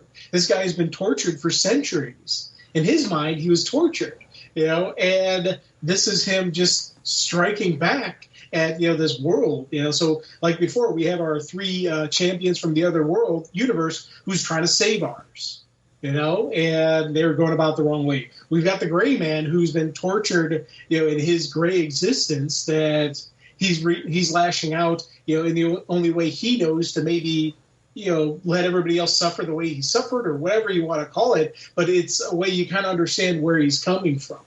And I thought that was kind of interesting that each of the main villains on this Justice League have always been these villains that you can kind of put quotation marks around the term villain, in that you understand what they're doing, why they're doing it. Their motivation isn't, conquer the universe, conquer the world kind of villains, and all this time you've got these heroes fighting for that battle, not seeing who the true villain is, Max Lord. I thought that was a really neat thing to continue on going through this. Yeah, to your point, and you're thinking, why would Max Lord comprise his team and put Guy Gardner on it? And simply because of that reason, because he's distracting. Because Batman's paying more attention to him than he is Max Lord, what he should be paying attention to. Yeah. Chauncey, and I'd be remiss if I didn't mention this. This was the guy who gave the tip to Jack Ryder about the Justice League. I did love his Late Night with David Letterman shirt. And his mullet? Yes, absolutely. Yes, the mullet piece all works. But the $100 being exchanged for the purpose of saying, hey, Liz, and I like that there's a reason behind it. And Jack Ryder's like, this is a bargain if I am the only one who gets this story, which he's going for. I didn't realize, I always knew that Jack Ryder was a creeper, so that wasn't the big shock for me. I wasn't thinking that this story was going to have a creeper. I should have. I wasn't thinking this story was going to have a creeper element to it, and I actually liked that it went there. I liked the creeper's use in this whole piece. I felt like a dunce for not thinking the creeper was going to be a part of it, only because I know that that's who Jack is. But they've been doing so much focus on Jack Ryder, the newscaster, and the personality, that I I was thinking that was going to remain the focus. And I actually like when comics are able to surprise me like that and bring in a character where I'm like, oh, of course we'd get him. Dopey, why didn't you think that was going to happen? Absolutely. You're surprised, but you're not, because the seeds have been sown. I mean, Jack Ryder and the Gray Man are introduced in issue 2. So by the time we get, the Gray Man story and we get the Creeper in issue 5, it's been, we already have seen that those seeds are there. So even though, it's a surprise, it feels like it's earned. And he really did add, no pun intended, he did add a creep factor to it. Because now they've arrived on the scene, the Creeper's there, and the Creeper's kind of looking at this demon-like town, which looks like something out of the work of Geiger, and you're like, he's like sitting here going, it's my kind of town, and he's just laughing about it. It added that kind of, you mentioned the Omen earlier, it added that kind of just creep layer of like an 87 era where I'm like, oh yeah, this is nice and creepy. I quite like this. I kind of like the Captain Marvel sequences throughout this issue. Because even you think back to right when the punch is going to happen, he's trying to talk some sense into Batman. Hey, you don't want to stoop to his level. And he's cut down by the rude Batman. And then even when he sends him off to the town to fly ahead and recon, Marvel's like, hey, oh yeah, just recon. You wouldn't want me to screw anything up, right? And I love just the kind of the immaturity level coming out, but also just the frustration that he has with how Batman's treating him, how Batman's treating everybody, and even Beetle calls him on it about, hey, you're being less than courteous here, and in the Beetle fashion. But I do like that, and even to the point when we get to. Marvel immediately arrives on scene. Ryder's guy is knocked out, and he's immediately going to help the guy. He's going to do what's right because he's Captain Marvel, and it gets Marvel in trouble. Yeah, Martian Manhunter points out to Batman, you're being hard on him, and he says, "I'm hard on," and Batman his answer is, "I'm hard on everyone."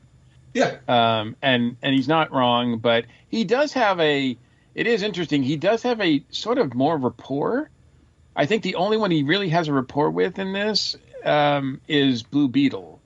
And I don't know if it's just two, millionaires dressed up in costumes having a moment occasionally, but it is interesting that they sort of they don't quite bond, but yet I think out of everybody there, they're the ones that seem to be like more on the same page, if you will. And unfortunately, I think Black Canary could have served that role as well, but she seems to be absent a lot of times for some of those moments. Yeah, and well, you see Bat and Martian having moments, and to the point where Batman even apologized the one time to Martian, earlier on. And with Beetle, when they were in Russia, I thought he actually cracked a joke. Yeah. And Beetle even commented, "Oh my God, Batman made it funny," and like, enough, Beetle. Okay, Yeah, they both had a Star Trek reference. Yeah, they both had a Star Trek. That was it. Yeah, and I love again those little moments of this is Batman's not that fun guy. He's not the he's not the kind leader. He's hard on everybody, and I do like seeing that. And again, this by this point in time in the team dynamic is starting to build. They're starting to kind of act as a team. Granted, they left Guy completely knocked unconscious back in the thing when they ran off because Dr. Fate, said, "Hey, I need help." So that was kind of interesting where they're all working together to leave Guy behind. But it is kind of interesting. That's the only thing they can agree on, I guess. They all can agree on that they hate Guy. Was this 52 hours thing? So the total number of time comes back and happens to be 52 hours.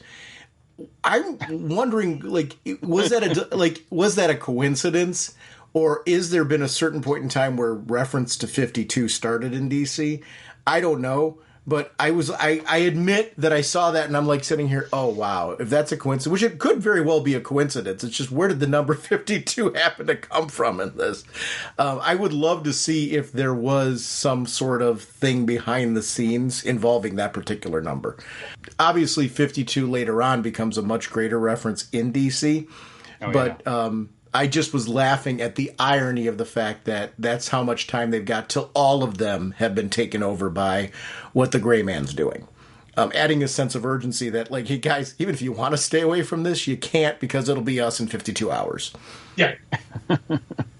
Again, Giffen was one of the main editors for 52, wasn't he? It's true. Yeah. I believe so. I do now wonder, because again, I'll be honest, I didn't catch that. I'm wondering if this was the birth of 52.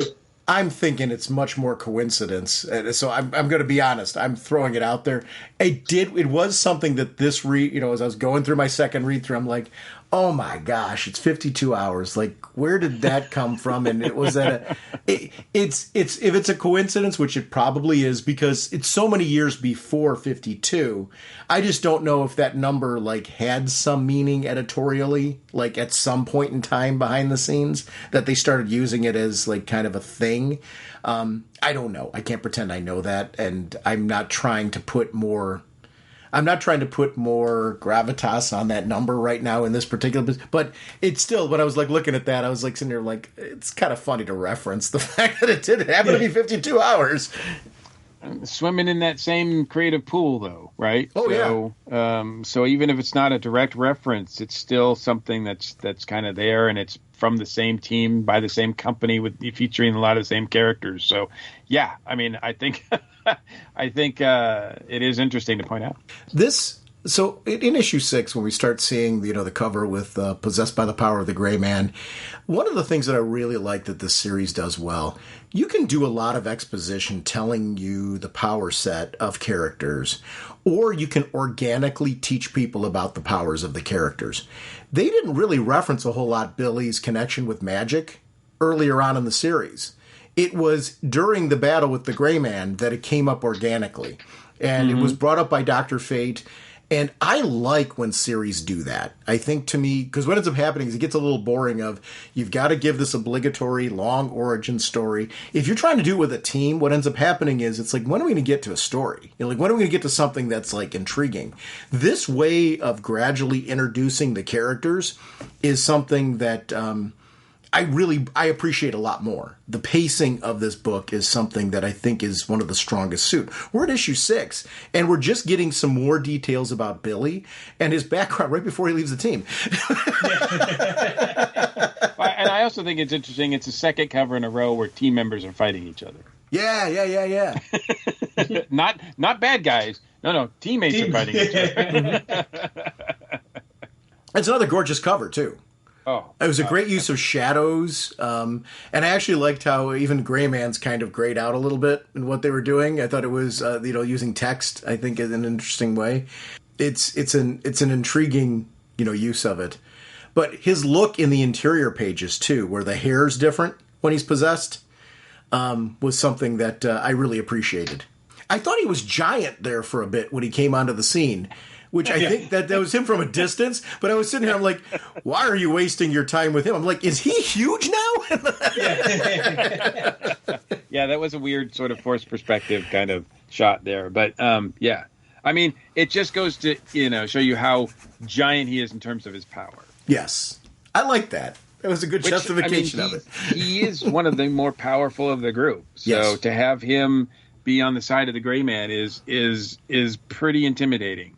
And I think that sometimes gets lost with that character, is just how incredibly powerful he is when you're thinking of your DC heroes. He is absolutely on the short list of one of the more powerful characters. Oh, yeah. Now, the question I wonder is, what if they had knocked unconscious Guy? What if he had been here? How would Guy versus a possessed Captain Marvel go? That would have been a neat fight. Yeah. Because I love this Martian Manhunter Billy fight. They give him a couple pages. They're going back and forth. And I like how, again, Bat's like, okay, John's got him. We've got to figure out other stuff. It's the team dynamic, team play. How much time you're going to spend on that fight versus the other characters, and I liked how that played out, and even to the point where the strain on the Gray Man to control Billy while he's fighting John got to be too much for him. So for me, that was a really neat usage of the character power sets, of the villains, of the heroes. Nice dynamic on how you take down someone this powerful. I wanted to see him. I also love Batman's confidence in him. He's just like, no, he can handle it. I'm like, you're talking about one of the most powerful beings in the DCU. I'm like, really? Like, I mean, I love Martian Manhunter, but I don't think I would bet on those odds. In defense of Batman, it's because 80s preppy Hal Jordan was not available for the fight. Thank you. He was busy sporting his luck with Max Lord, so he could not be present for this particular battle. Yeah, we do see him. With the Tide sweater and everything. Yeah, that is the funny. Tide sweater. That's just again the classic 80s look. That I'm like, oh yeah. That is not Hal Jordan to me. Wait, here's the thing. In the 80s, that was Hal Jordan to me. I really liked. I'm a Hal Jordan guy, so I was very much a fan of 80s Hal Jordan. But you see somebody, and you can look at yourself back in the 80s. 80s me, I'm glad is not me now. I'm sure Hal Jordan's glad that 80s him is not him now. Yeah, I wish the pictures of me in the 80s looked as cool as Hal Jordan does look here. That's exactly right. He's sporting it. Wait, he's preppy. He's looking pretty good. I don't know about y'all. I look cool in the 80s, so that's all I got to say about that. I saw you in the 80s. You better watch that. Yeah, but there's no photographic evidence of it. I got a yearbook. And those are never the most flattering pictures. Yearbook photos don't count. No, they don't. They really don't for anybody. The Gray Man as a scary villain, there's sequences where he was doing things, like when he hits Booster, when you've got this team who has basically taken it's your regular human characters. Yes, they have powers, but they aren't Dr. Fate level. And even Dr. Fate is like trying this balance of, I've got to fight this guy. If I don't concentrate on him totally, he is going to overtake me, which means the fate of the world is done. So it is this conundrum of how do I protect my teammates and handle him at the same time. I liked that was this dynamic here. It really gave this sense of danger to what was going on, where you're watching teammates fall and you can't really do anything until the variable that the creeper comes on the scene. But I really liked that there was something to this particular battle that just added the sense of even Dr. Fate on his own can't handle this, but the teammates that he's got for backup are all vulnerable. This level of danger is not something you see very often with the Justice League, especially when you're coming off of like the Satellite era, right? Which the Satellite era for me was like, these are your heavy hitters who are able to do it. I liked that this danger was something that was intriguing me. Like, okay, how are they going to overcome this? What is going to be the end result of this? They built that all the way through. This was a great, great villain. And it got creepy because it was almost like different versions of the Gray because he was multiplying them. You saw versions of him popping out of versions of him, which that was adding to the layer of what you were talking about earlier, Mike, where we're like, this is starting to head down Vertigo category. Before Vertigo, we're starting to see some very next level, horror level villains. And the Gray is very much that. I don't remember that being a prominent thing in comics where you got, unless it was Swamp Thing or something, where you got to see this level of horror. And this is really a horror villain that played out it was the right balance, I think, for a horror villain in this. Oh, man. And the artwork is so great. It's like you really sense that. I mean, when you see a bunch of them, you think, oh, it's going to be a fight like the Batman 60s show where, all these henchmen are fighting the Justice League. But instead, it turns out to be something quite different. And whenever the Gray Man, like, you can't even touch him because it really looks like, I mean, he doesn't just punch you and like, hit your face or whatever. It's like he's grabbing your soul, and the artwork depicts that, and it just looks brutal. Oh God, yeah. And I'll tell you, I loved how this played out, building on every one of them absorbing in mine, now and forever. And the Gray Man is just building and building and just getting some more powerful to the point where it's just him versus Fate. And you're sitting there and looking and you're like, what the heck? And I love how Fate just said, okay, I'm done now. You pathetic little man. Do you really, you pathetic little man, I've been holding back in order to help you. But now I see that you're beyond help. And so I must do what must be done to get rid of the world, to rid the world of you. Bam! I love just how that played out. That moment where you get this thing and you're just seeing just the sheer power of the Gray Man. Like, oh my God, how are they going to stop it? Oh no, Fate can take him the entire time. I was like, oh, that is cool, because I don't have a strong background of Fate. I've read some of the more recent stuff, and I know who Fate is. I kind of get a groove of him. But this Fate back then, I have no idea who this guy is. I don't really know how the character is, So I love seeing him take that moment where he's just like, I'm done now. And that's the end of him in this page. And everybody goes away, and we're left now with John and Shazam at the end of the page going, okay, everyone's gone. What happened here? I thought that for me was a brilliant way to end that issue because, again, it's Fate, Dr. Fate flexing his muscles saying, done. This is interesting because it leads to the Justice League International issue, which because it's 7 issues in, I'm going back to what I said earlier, and I know I sound a little bit like a broken record, but this had to have been the plan all along. I actually applaud it because I think what happens is if you start off calling the book Justice League International, you're not building towards this reveal of this is what the team's ultimately building towards. What's Max's plan? And I think we still don't know fully Max's plan or what's going on, but boy, is this adding this issue 7 leads to this pivotal reveal of the fact that Max not operating alone. It's not just Oberon. There's a whole bunch of things going on here. And what is the motivation behind this? Is Max a good guy? What are Oberon's motivations? I know he sits there and says like, hey, I'm buddies with Mr. Miracle, so you should trust me. But is that the case? And I like that it feels that way, where you're questioning everybody's motivations here because of the fact that why hasn't this been above board from the beginning? What are they hiding? And this issue doesn't reveal all of that. It just reveals more. And that's an example of a run, right? When you sit there and go, we're 7 issues in now. We've changed the name of the title because of the fact that the end game is giving the league this status. We've got a country that coming out of a world that coming out of Legends is questioning heroes.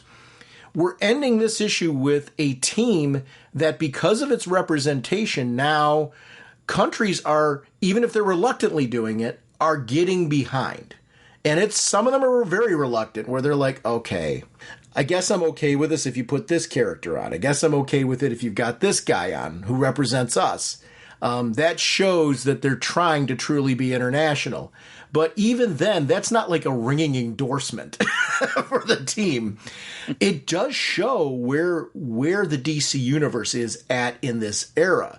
This is a team that a lot of pressure's on for them to build a sense of trust again in heroes because of the damage that was done, not by the heroes, but because of the villain from Legends. That lingering effect is still massively in play here. And I think this was an example of something that needed to be a 38-page special because it does a lot in that issue. I'm saying that it's a need to be a 38-page special with the density of the story that's going on here. There's a lot happening in this issue. Yeah, absolutely. That's why it's worth the $1.25 you got to pay for it. So, yeah, the 38. When I read that, it was funny because I was like thinking, I read it really fast and I was like, 38 special. I'm like, that's what is that? Like 38 special. And then, of course, with DC having the bullet logo, I was just like, well, that's kind of interesting. No, I always think of this as an annual because it's big. It's a big deal. And a lot of big things happen in this issue, of course. Yeah, and specials were, you're right, a lot like annuals back in this era. I mean, I think we still get specials. It's it's hard when I'm seeing that $1.25 to sit there and go, yeah, right, we did pay more for that one back in those days. But it's like, here, you could do this, you could turn free comic book day into $1.25 comic book day, and I think you'd still have quite the read. I'm not suggesting that, by the way. I want to be very clear. But I'm sitting here saying, like, oh, that's a bargain. 38 pages of content. The mystery that I really like that unfolds in the beginning of this one is Guy. So Guy, clearly from his attitude when he's waking up, is still Guy, right? Because he's mentioning, handing a beetle, then the creep toss it over there. So, yet later in the issue, we see a very different Guy. I loved that this issue was the start of just Guy being Guy. And, and he just becomes this own intriguing like force that was such a part of this team. This era was it was a defining era for Guy, because you're right, before this, Guy's appearances, he almost was, for lack of a better thing, in the Green Lantern series, he had an ego about him. He was more of I always took him as more of a bully than this. There's something very, very different to him, and this was an evolution of Guy that happened here that I think we still see elements of to this day. We've seen we've seen a maturity of him now, a more maturing of him now than we did back then. But intriguing character. Well, we still see the Guy Gardner bravado. Yeah. But they've talked about it a couple times with the different Lanterns. Have talked about Guy throws out that bravado to make him a target for the bad guys. Kind of like how Spidey does his quick whips, his comments to cover over his fear. Guy does it so that the bad guys attack him and want to punch him instead of the other team. And that was in one of those Green Lantern specials where they were talking. It was basically a eulogy for Guy. The Lanterns met at a bar. They're waiting for a Guy to get there, but Guy never shows up because he's actually dead. And they talk about how he would do stuff like this. He would throw out the bravado. Now, this guy still wasn't at that point. This was the guy who was more compensating to cover up his own insecurities. So this was more of the Spidey kind of thing where he's covering up his own securities to throw out the bravado because he's not 100% confident that he can do what he says he can do. And that's the thing that makes this Guy Gardner so interesting, to the guy he becomes and develops into. So it's a neat little showing of him. And I love how when he's looking underneath there, he thinks he finds his ring and it's a little mouse that bites him. I'm like, really? The Justice League has a mouse in their house? Come on. Yeah, and he bangs his head. And so, he gets it from the front and the back. I guess this concusses him. And when he wakes up, he becomes quite a different guy, at least for a little while. I don't know how long it lasts, to be honest with you. I haven't read past issue 7, although I'm very curious to do so as well. Yeah. This absolutely, if there's one thing that I would say is a testament of this series has been in reading these issues, I already have the second trade. I'm ready to just jump into it. I deliberately didn't do it for this because of the fact that I wanted to kind of, I guess, judge this, talk about this kind of contained to what like my experience has been with this series so far. But it says something when it's a series from the 80s and you're sitting there and going, you know what? I want to keep going with it. I want to see what they did with this because I've got a lot of new comics that I'm reading right now, both DC, Marvel, Independent, all the way across the board. And to sit there and say I'm going to devote some of my time to reading more of this is really probably the best compliment I can give this series right now because I do want to know where this goes. Yeah, and I'm we're just seeing the start here of like the Blue and Gold. So that's one of the hallmarks of this series. So I'd like to see how that develops and really flourishes. I looked when I looked at my back issues and I was like, wow, I didn't buy any of these when they came out, as I mentioned at the beginning. And the first issue of Justice League International I bought was actually much later. It was number, I wrote it down here, number 16, which was published in 1988. And that it's because it had a sort of a James Bond cover. Like, this is Bruce Wayne, and it was Bruce Wayne's spy. That was the whole cover story of it. So I was like, well, that I can't not get that. that sold me. And then I didn't buy another issue until 69 when Doomsday was tearing through them. So I really didn't follow up. So there's a lot of material here that I'm not familiar with. So I can't wait to explore it. I do believe that there's been a hardcover release that covers, I think, maybe the first two trades. I'm not sure exactly, but it covers a lot more ground than just the first trade that we're covering now. Yeah, I think it's an omnibus. I think it's one of the omnibus versions, I think. And this deserves it. I mean, this deserves every good release. I mean, heck, even an Absolute would be amazing because the artwork is awesome in this. Yeah, I'm surprising. I'm surprising this hasn't hit an Absolute because of it. You want to know something I just noticed, and I'm kicking myself for not noticing it before?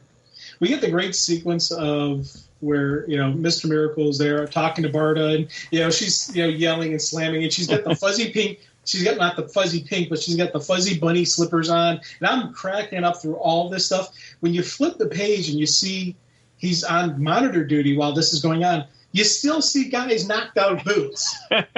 So Mr. Miracle walked in, stepped over the unconscious guy, and sat down on monitor duty. How outstanding is that? It shows the respect that guy is garnered from this particular team. Is that, and this is going to seem like a dumb question because I don't think it's really identified, that new Genesis kind of machine that they're talking about, that's not Brother Eye, is it? The sort of satellite that attacks them? Because there's something that's messaging them, right? So there's, like, earlier on in the issue. Oh, right. And the only reason why I guess I'm more jumping ahead to where, like, Max Lord ultimately goes. Right. Into there, is this the genesis of that relationship or not? I'm not saying I know that. I was more trying to see, where does this ultimately go? Because we've got this change the odds, recommendation, nil, taking into consideration media hostility, odds on United Nations accepting our proposal, all these type of things that it's throwing out, these just kind of different analysis of the situation. And as I'm reading all that, I'm like, is this Brother Eye? Because it's sentient, right? That's not Max Lord that's doing that. This is some form of computer is that computer working with Max Lord? Is this something that is working beyond him? I don't know the answer to it because it's now, this is an example of something that has me interested in following the series more.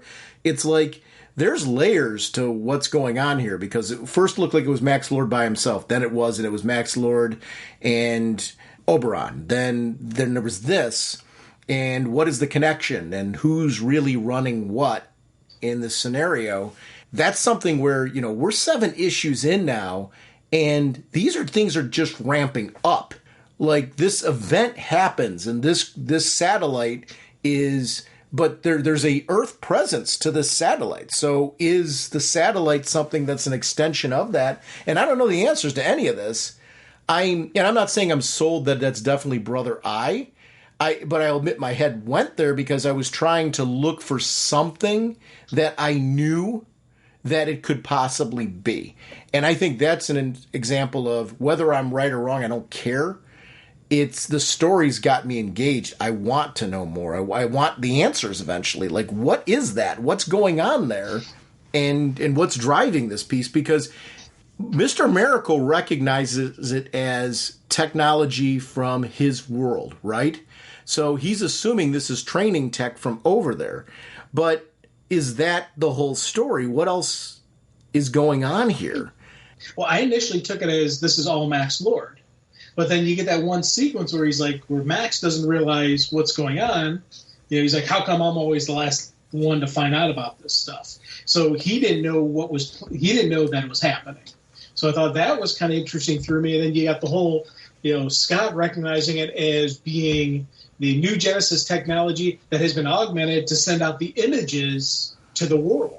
That, again, I'm like, I was like you, I was kind of trying to figure out what this was. Now, I wasn't thinking Brother Eye, but to be honest, I like that theory. That's one of the reasons I picked up the next couple trades was because I got to see if this appears later on, if they talk more about it or whatnot.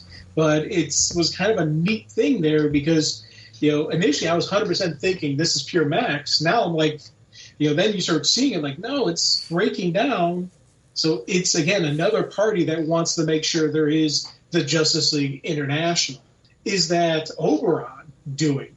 Because that's, right now I'm thinking, is Oberon really on the up and up?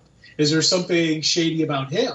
Because he could get his hands on the new Genesis material, the tech. There's a lot of... It's interesting because at this point, they're wondering... The question comes up, with this computer screen, whether or not the United Nations will fund or sponsor the new Justice League and sponsor them. And right now the answer is nil because this team really hasn't done anything, really. They've had a few scrapes, but to be honest with you, they haven't really gone in and really owned any situation they've been in. They've actually come out on the very lucky to survive most of their encounters so far. So they come up with one more contrived device to try to convince the world that they're a good team. But where that comes from, you're right, Sean. I have no idea. I mean, it could be Brother Eye. It could be, I mean, at this point, we don't know. It does, and with the events, as you pointed out, with Legends right there in the shadow. This is in the shadow of that. It's hard not to think that the New Gods are not part of that. And Batman's being manipulated. I mean, Batman hates being manipulated. Yes. And he is. I mean, and there's no two way about it. I mean, his suit has been shredded in this, but he was put in a situation where he was in danger, but not. Like, there was calculated risks taken for the people that were there, the heroes that were there, that this, whatever this entity is, this computer or whatever that has generated this particular event, whoever's controlling this, knew that nobody was going to die, that the heroes were going to be able to be painted in a light of saving the day when there was no real danger. Right. And you're right, this is such a different Batman because, it's not terribly long after this that we get a Batman that thinks like 25 steps ahead and is always the smartest one in the room. This is not that Batman. Right. And so it is kind of, like how, part of me is thinking, oh, Batman knows what's going on. He knows what's behind this. Right. But throughout this, he doesn't have a clue. And it's really kind of disarming. I'm like, wow. That's where I think, you look at this and go, this character really has evolved. It's I was debating with somebody recently, debating's not the right word, but just over how writers are currently working with Batman and that type of thing versus the way that they're used to. And you look back at this, and this is a great example of how this character just has been malleable. I mean, he's still Batman at his core, but writers over the years have added things into his mythos, added things to his character, added things to his story. We're used to now, you're right, this Batman is 20 steps ahead of everything. And what Batman is even telling us on screen is not always everything that he knows, right? There's sometimes that issue that's at the end of an arc where, oh yeah, Batman had it all laid out like since issue 1. And here's the 3 things you should have noticed that he was doing in issue 1, issue 2, and issue 3 of this arc that show you that Batman knew what he was doing all along. 'Cause he's Batman. Which this is not the because he's Batman era. And I actually really, it's refreshing to kind of see this guy again. Kind of go, wow, yeah. He's kind of, there's points in time where he's kind of a jerk, but I also like that he has caught on to here, that how could I survive? How can I, He's recognized right in there. The only way I'm surviving right now is we've been set up. This whole thing is a setup. So I think, Mike, you said something that's pivotal about this series. The team's competency. They have had multiple opportunities in this to take a bow that have not been earned. And It's a different sort of Justice League because of that. This is definitely not the Satellite Era League. No, not at all. But the thing I love is the heroes are still being heroes. They're still pushing forth and still trying to do what they think is the right thing. They're not sitting back. Even Scott, when he jumps in there, he's like, I think this is it. I think, yeah. Wait, I'm still alive. Okay. And he's still in, even though he was confident, kind of, that the beam wouldn't kill him, but he still isn't 100% certain what's going to happen. Listen, and Spock was making contact with V'ger. So, I mean, this is, I admit when I was reading this, I was like laughing. I'm like sitting there like, oh my gosh, this so looks like, and I say that in an endearing, loving way because, but I'm looking at this, it does have that vibe to it. Yeah. I'm sorry, Jim. I didn't mean to derail your thought. I was just laughing because I'm looking at the artwork right now, and I see the look on his face, and it reminds me so much of Leonard Nimoy when he was facing V'ger the first time, and like he had that moment, and then went back to the Enterprise, and he was all emotional afterwards. I was like, that's a good call. Yeah, not like again how they're eulogizing him. He's like, "Hey, fellas," it's like, "Pipe down, Scott. We're utilizing you." Now, something else that I'm kicking myself for not catching sooner. We've got that scene where John and Max are sitting there talking about the satellite, and Max flat out says, "Hey, you're a telepath. Read my mind. You'll see that I don't know any more than you do." Well, that whole thing is being captured on the screen. Yeah. It's that same screen that we saw before that activated the satellite. Yeah. So we 100% have another party in play here that we don't know about. Mm-hmm. Right here, this is showing it's not Max Lord. And again, I was like, I'm kicking myself for not really realizing we have a completely different party. Who is this unknown person? Who is it that wants the JLI to exist? And that's something I'm like, dang it, that's awesome that this is out there. And again, building up for the next volume, who is this unknown party that's watching them and manipulating them? Because it wants them to exist, but doesn't necessarily. There's a difference, and this is the interesting layer about this. It's not about whether or not they're actually competent. It's the creating the illusion of what they are, not what they really are. That was the part that really struck me on this. It's a very different approach to a team of this level of prominence. An example of them trying to really do something different with this. I would love to have been, like I said at the beginning, and I mean this, love to be on a fly on the wall during the pitch meeting for this. How you got to the point where you're sitting here saying, so we're going to create a new Justice League, but because we can't use these other characters, what we're going to do is we're going to bring in all these other new characters, kind of like what we did with the Detroit League, but what we're going to do different this time is we're going to have a team that we're putting out there that we're basically going to have the whole world start to gain confidence in. But behind the scenes, you as the reader are going to know they didn't actually accomplish these things. Absolutely. And I think it is interesting, too. It's historic in the fact that I believe this is the first time. I mean, prior to this, the Justice League was always the Justice League of America. Mm-hmm. Now, this is the first time that the Justice League represents the world, the whole planet.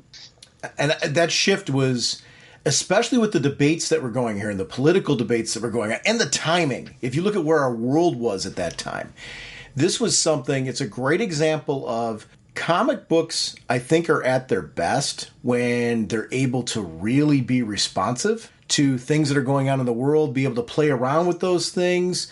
You have to follow them verbatim. That's not the goal. It's to sit there and say, well, if you were in this world, this superheroic world, how would this world be responding to this? And it's always fun to see this kind of stuff when it makes sense. You can sometimes get beaten over the head with it, and it doesn't become the escapism that you're looking for. But I like that this one makes you think. It's reflective. It's interesting. This is incredible writing.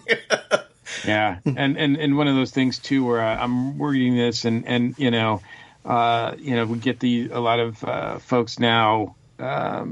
With agendas or whatever, saying that, comics didn't used to be political or whatever, et cetera, et cetera. And I'm reading this and I'm going, there's so much in here that's like that, I mean, first of all, or really prominently here, President Reagan is not actually depicted in a very kind way in this appearance of his. Yeah, you're right.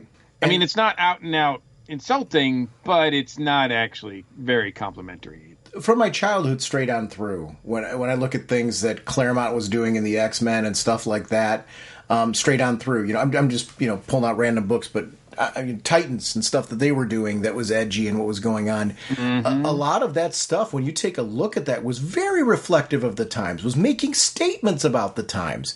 Anything Absolutely. Comic books are doing now that I'm with you. I've been seeing that periodically. It'll pop up that, comics are being hurt now because they're doing this. It's like, how long have you been reading? Like, this is normal for comics. Like, what are you talking about? Yeah, and these weren't like underground, independent books. These are the main titles, the flagship titles of these companies, and they're selling like crazy. Yes.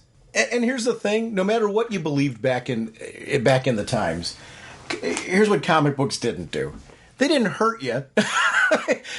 They were throwing thoughts and ideas out there. You didn't have to agree with all of them. It's just comic. You read it and yeah, sure, you're seeing are you seeing certain opinions and leanings of certain writers? Yeah. But we're not drones, and comic books don't make you drones. They throw out storytelling ideas and concepts. A lot of times, they throw out different looks at an idea, where they'll present the idea on screen, and because you have different characters interacting with the idea that they're throwing out there, you actually get a wide variety of different perspectives on it. And I think this series is very representative of that, where they throw a lot of concepts out there with so many layers going on that I said earlier, this is a dense read. I genuinely mean that. A lot of times we reserve the term dense read for the work of like Morrison or, start getting into the Vertigo line or stuff like that. Let's pull that back a little bit. There is a lot going on in these 7 issues. I mean, they cover a lot of ground, and I don't feel there was a wasted panel in this. I felt like they did a very, very good job of introducing a wide cast of characters, a wide variety of concepts, and really exploring them in a way that I just was left with questions, thoughts, ideas, and also a lot of things that went through my head that were not on the page because of the fact that they delivered a story in such a manner that it made you think along the way and fill in a lot of blanks. That is a victory and a half. This is top-tiered work. Absolutely. When we decided to do this or floated it around, I read the trade, and I knew that there was enough material here that it was worthy of discussion. And then I reread it shortly there, right before we recorded this past week, and I found even more rich material in it. And as we talked about it, there's things that you guys have brought up that I didn't catch or I hadn't seen, and now I'm like, wow, now I'm looking at it from those eyes too. I mean, that speaks to how well crafted this is. Yeah, and it was where quickly, like, our conversation was really looking for some fun things to do as, like, some fill-in episodes. Yeah, it was going to be a light, fun read. I was like, this is going to be fun. Blah, ha, ha. We're going to have a blast with this. And I'm like, wow, this is really, like, deep stuff going on in these books. It was, during my first read-through, that was when I reached out to you and I said, hang on a second. We may want to do this as, like, our anniversary show because this is, like, work of importance. Like, I mean, we really should. And, we're, like, it's funny, 18 years of podcasting and we still haven't tackled like some seminal works, and this is something we have not tackled yet, and I'm so glad that this this organically by accident in many ways. Mike, you fortunately, because of the anniversary year that it was, you're like, hey, I've got this signed book that I think this would be a lot of fun to talk about.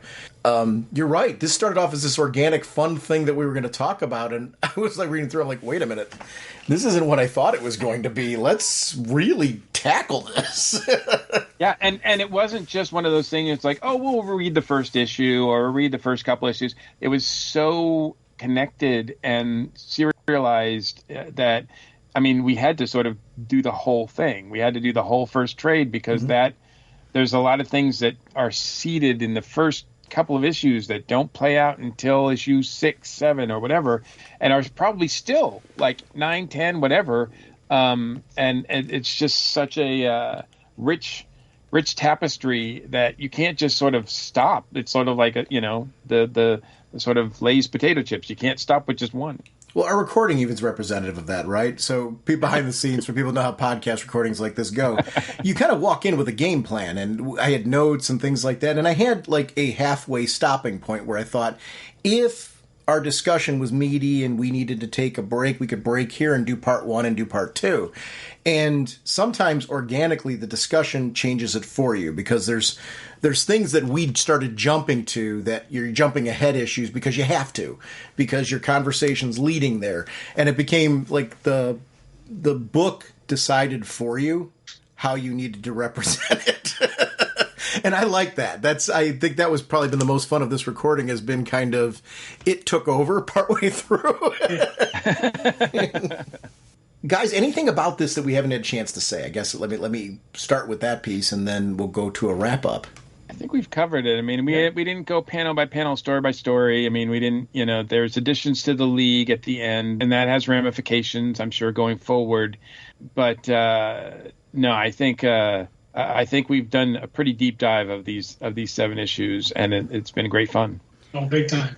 I'm glad we picked this one. And again, this is my first reading of this, and I immediately went out and picked up a couple other volumes. I didn't read them because I didn't want to spoil anything for our conversation. But Me too. I guarantee after we stop recording, I'm going to be pulling up the volume 2 and reading volume 2 because I've got to know. And that's the thing that this story did a brilliant job with, that it built up these characters, even the ones who left.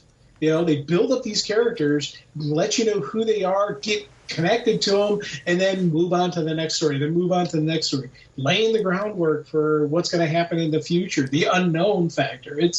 I'm really into this Justice League. I want to read more. And I think it's to its credit, too, for me personally, because prior to this, I mean, I still love the Satellite era. I still love it when the Trinity and the Magnificent Seven, I think they're sometimes called, of the DCU are on the team. I'm glad that Grant Morrison brought that back big time. It took like another, 20, 25 years or so after this or whatever. I don't know if it was that long, but it felt like a long time since they'd all been together like that. And that's a great run. But I don't, just because the big guns aren't here, shouldn't diminish this story, this team. From what I've read just in these 7 issues, this team deserves to be called the Justice League. Mike, I want to make sure, as we're going forward, first of all, there's a few things I want to say to you. Mike, you're an example of somebody who, we were talking before this recording about like when we actually met. And that's kind of an interesting thing with the way that comic book podcasting has gone in general. So, I remember 19 years ago, I started listening to CGS, was lucky enough to become part of that community. We started this podcast 18 years ago. Along the way, you're an example of one of those people that I met you online. I met you through podcasting. I've met you in person. I've known you a long time. I've been on your programming, which I've been very fortunate to be a part of. You're somebody who I've known for a number of years. To the point of our comic shop discussion that was organically along the way from this, growing up being a comic book fan, developing rich friendships along the way was something that was, I think, hard to do. Comics were much more of an isolating hobby when, we're in the era of this book than it absolutely was today. Whereas now I feel like, we're very lucky that borders of, distance don't keep us from becoming friends and getting to know each other. You were somebody I reached out and I was like, I'm jonesing to record. And I just want to get some ideas going for it. You reached out almost right away and just said, hey, I'd love to chat about some stuff. Timing's good for me. Here's some ideas out there. And it led to this fun, organic piece that I'm glad wound up being an anniversary show for us, because I think if we're celebrating 18 years of this podcast, I think one of the things you want to celebrate is friendships that you've made along the way. So really appropriate that you are on here as a guest. What I'd like to make sure out of this is, first of all, thank you for the years of friendship. Thank you for being here for this. And also tell people where they can find you, because you're doing a lot of things. And I think I want to make sure that if anybody here isn't aware of you, that they get to know more about you and where they should be seeking you out. I appreciate that. And I appreciate you guys so much. As you pointed out, it's hard for me to believe that it's been that long, but yeah, I discovered podcasting 20 years ago or however long it's been. And it was like a oasis, because until that time, I had not had, it was very rare that I could have discussions like we just had with other people who were passionate about comics. There just wasn't that many of us, and it was hard to connect, et cetera, et cetera. And with podcasting, you could, listen in. People were having those discussions. CGS, can't say enough about how influential they were for me back then as well. But that turned me on to, there were 3 podcasts that I listened to almost all the time. And CGS was one of them. You guys were another one.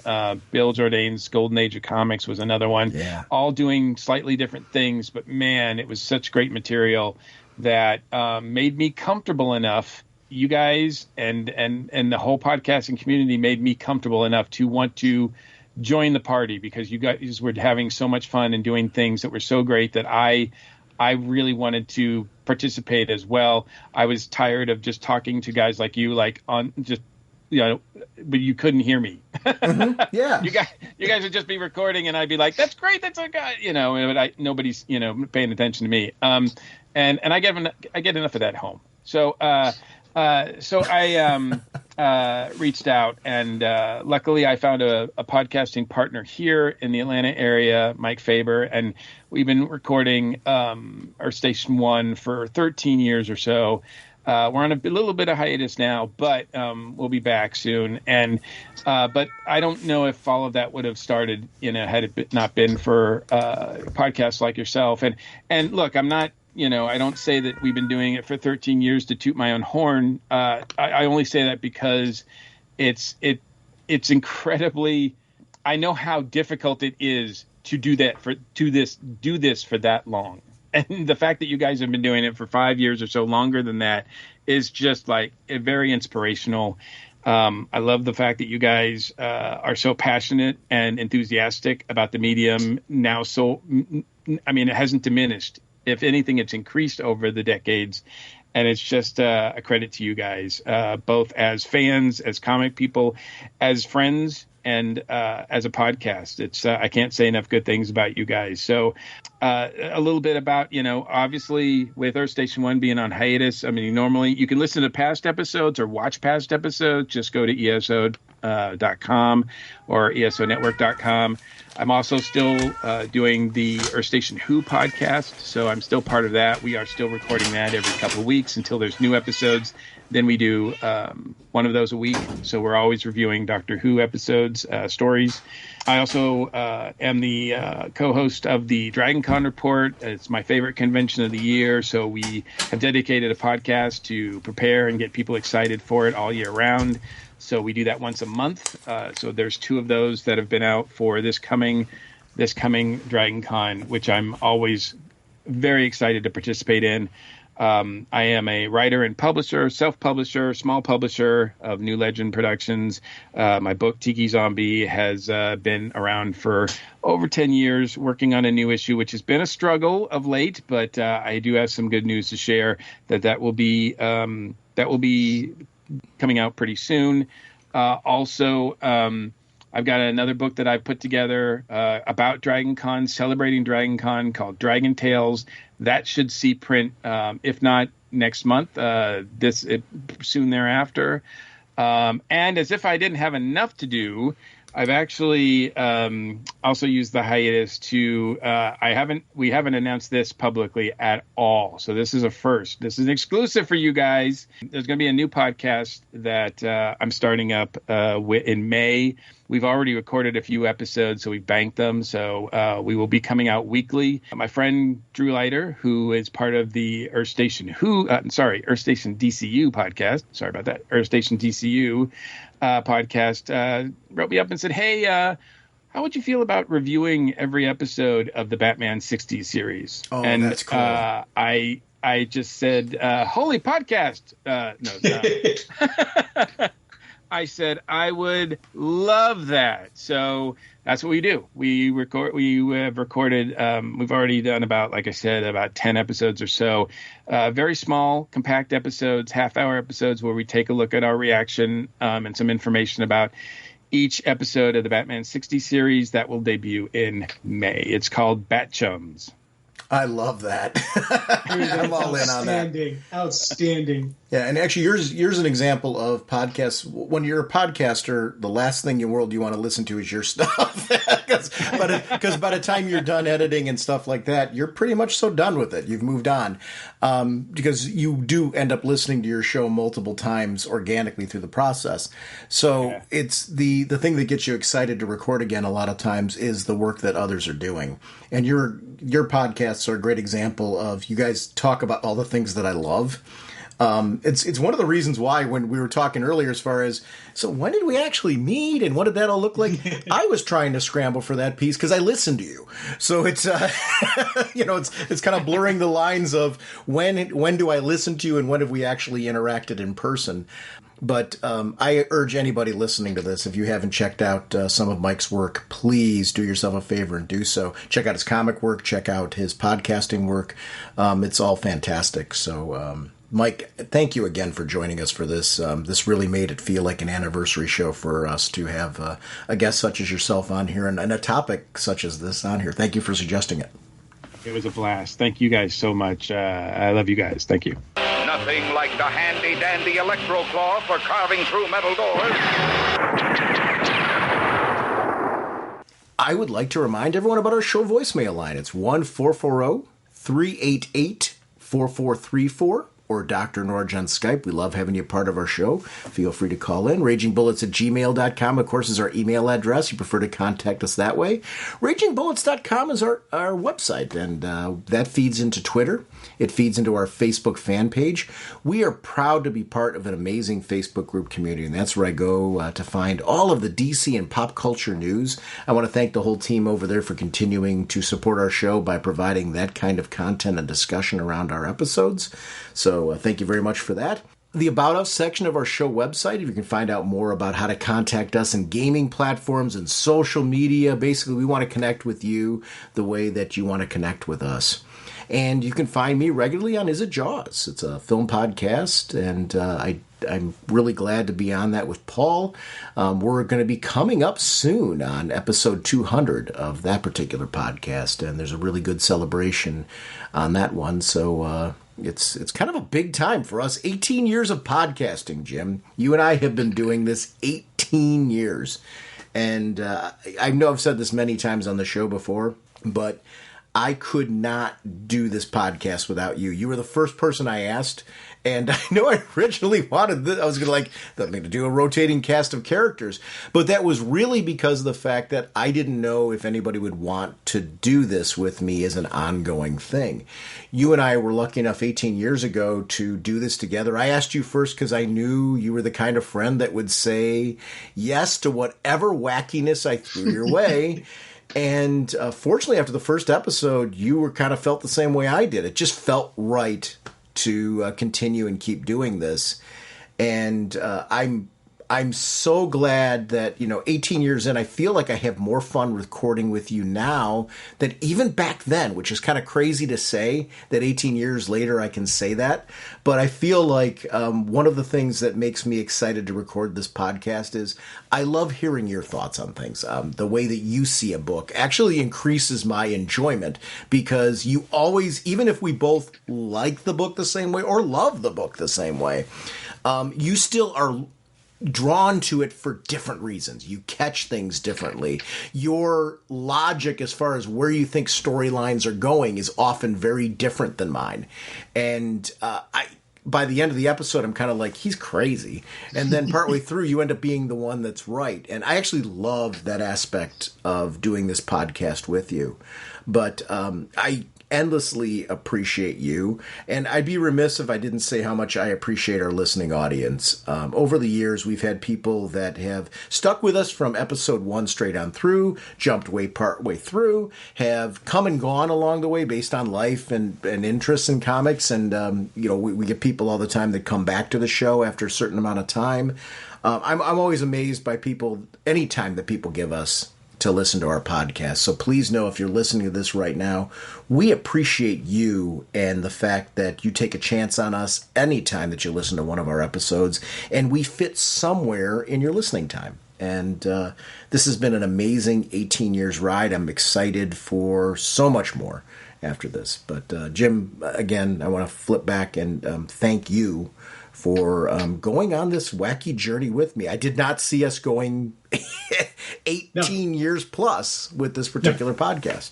Did not 100% see that. I was like, yeah, sure, why not?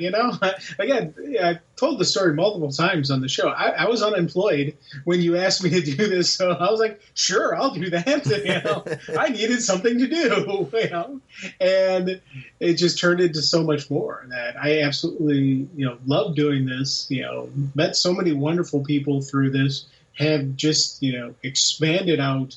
My life has expanded so much because of this podcast that I don't think I could truly ever say thank you enough or correctly, for getting me into this and getting me going on this route. Because I had no idea what a podcast was before you asked me to do it. Because I remember when you first started doing some stuff for Comic Geek Speak, and you're trying to explain it to me. I was like, what?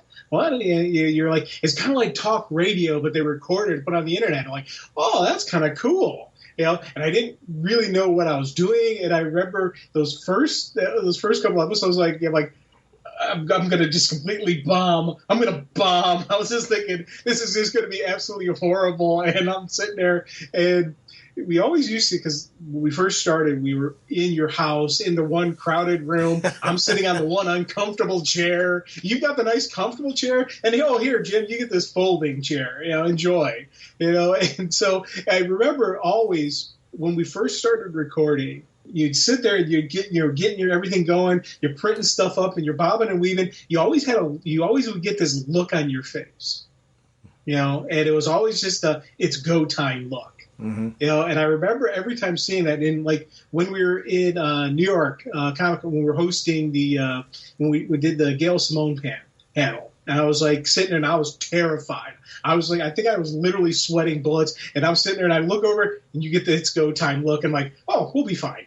And I still remember that look that you get on your face when we're going. And I just imagine now that you still get that same, okay, it's time to do this. Look, it's a little slight smirk on your face. And I can hear it sometimes in your voice when you're going through. When you got a crazy idea, you're like, you're going to hate me, man. I'm like, what's up? Okay. And then you start talking. I'm like, ooh, I like that. Oh, dude, I'm loving this. This is awesome, And so I get excited. I get that same energy going. So I'm all in, 100%. 18 years down, 18 more years to go.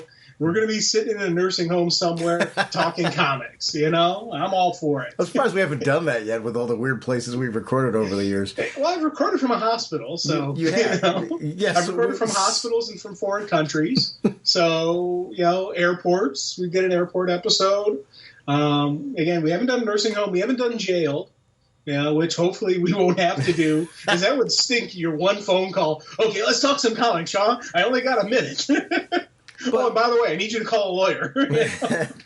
Do you And think? of course, it's me who's calling you because I'm the one in prison. I know that for a fact. See, and honestly, it's one of those things where now it's fun. You mentioned Comic Geek Speak before, and I'd be remiss if I didn't mention Comic Geek Speak. Comic Geek Speak got my feet wet in all of this. I remember first discovering that podcast when Brian and Peter were first starting it, and just being intrigued. One of the things I'm endlessly grateful to Comic Geek Speak was the fact that Comic Geek Speak could have done this and been very isolationist, been very competitive, and not as community-based as they were. They kicked off a forum community back in the day, and just invited other podcasters to be a part of that larger forum community, where it was a great chance for us to shout each other out, to hang out, to benefit from the fact that we were piggybacking off of their listening audience initially. They didn't have to do it that way. But what they also did is something that was maybe also unintended. It gave me this sense of when you go to conventions, there are friends there. It's a community. It's a very, very different aspect where, before going to conventions or interacting with comics was a very isolationist hobby. It became something where now we interact with others. This is something that we gain friends around versus something that we have to hide from our friends because they're going to look at us like we're some kind of freak. And I really appreciate the fact that we're in this era now where comics are cool and pop culture is cool, and sitting around and embracing who you are through these mediums is something that it has spun out of, I think, podcasting communities and all that. You've built that kind of culture. And Comic Geek Speak was a big part of that. Ian Levinstein, Ian was doing a podcast at that time called Geek Speak. And he was kind enough to have me on for a longer episode on his show. And I fortunately got to guest multiple times on podcasts with Ian, and just really got me more and more invigorated to do something myself. I'm going to horribly leave out amazing people. There was wonderful podcasters along the way who I knew through the Comic Geek Speak community, who were willing to reach out to me and give me advice, give me suggestions to help with things like editing, help with structuring podcasts, just a lot of feedback and help along the way when you needed that early on, even like equipment and improving what you're doing, which I think is something you still endlessly do. It's one of the nice things. If you are listening to this and you've never podcasted and you're interested, do it. Start recording. Don't worry about getting crazy amounts of equipment. It's so easy just to grab your laptop and start. You can always add on accessories as you go through, kind of like action figures. You can add that kind of stuff on later. But it is such a rewarding thing to do. Grab a friend, meet a new friend, however you want to do it, and just start getting a podcast going. Record yourself if you'd like to at first, and really, really get and embrace this medium. As far as people we should also thank, DCB Service and InStockTrades.com has been our longest running sponsor, obviously, on the show. We've been very lucky over the years that we've had very cool sponsor relationships. Anybody that's been willing to sponsor us, long-term, short-term, whatever, really appreciated that opportunity. But they've stuck with us in a wide variety of other podcasts and have helped keep the lights on. Podcasting costs some money, to do it. And one of the things that DCB Service has done is help cover the costs of doing a podcast. We're a very niche podcast, and it's not a money-making operation for us at all. We're here as a labor of love, and we love doing it. But certainly having a sponsor like DCB Service has helped. It's nice to offset some of those costs, and we greatly appreciate them, not just for what they do for us, but for other podcasts. Definitely check out both platforms if you've not before. It's not a cheap plug for them. It's a genuine, heartfelt plug for them because they're just kind people, especially when they're recovering in a show like this. One of the pieces I'm endlessly grateful for is Reed Productions, who've done the New York Comic Con and the C2E2 shows. Very early in their development, they did something called a podcast arena, where they were basically giving us tables for free to go and do the cons, which those are expensive spaces. And early on, they were doing it as a way to promote their conventions and until they got to the point where they were so big that they couldn't give us that space without it being a paid space. But that opportunity gave us a chance to get out there and get some notice for this podcast, and that has stuck with us for the 18 years that we've done it. We were very lucky to have that opportunity, so I'd be remiss if I didn't thank them as well. But again, I'm going to circle back around and say one more thing. Thank you to anybody listening to this that has given us time, but has also shouted us out. Retweeting our episodes, letting somebody know via word of mouth. I'm always amazed by the people that put us in a list of podcasts that they enjoy or podcasts that are worth checking out. We appreciate you. That means a lot to us. It brings somebody our way. I'm a big fan of, using our Facebook group and things like that for people to be able to shout that out, because a lot of that I inherited from Comic Geek Speak. And I always endlessly appreciate the fact that people make people aware of us. There's a lot of competition out there in the podcasting now. But podcasting also competes with a lot of other hobbies, a lot of other entertainments. So you shouting us out and letting people know that they should at least give us a check often brings somebody our way who maybe we're the right fit for them.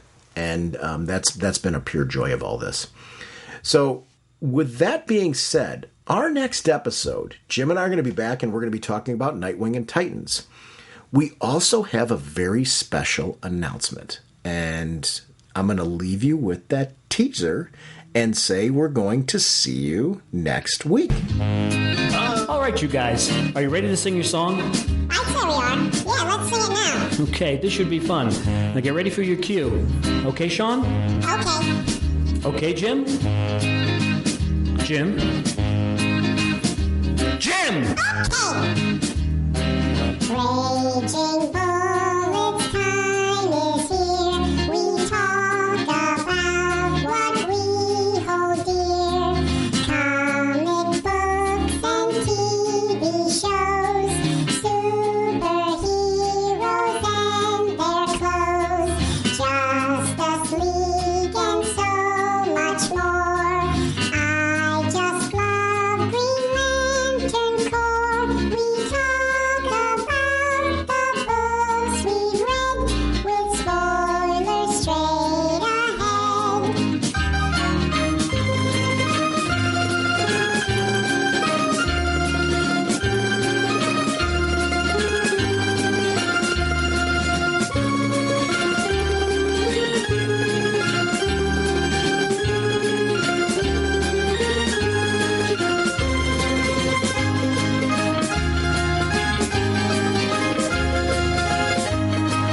Okay, fellas, get ready.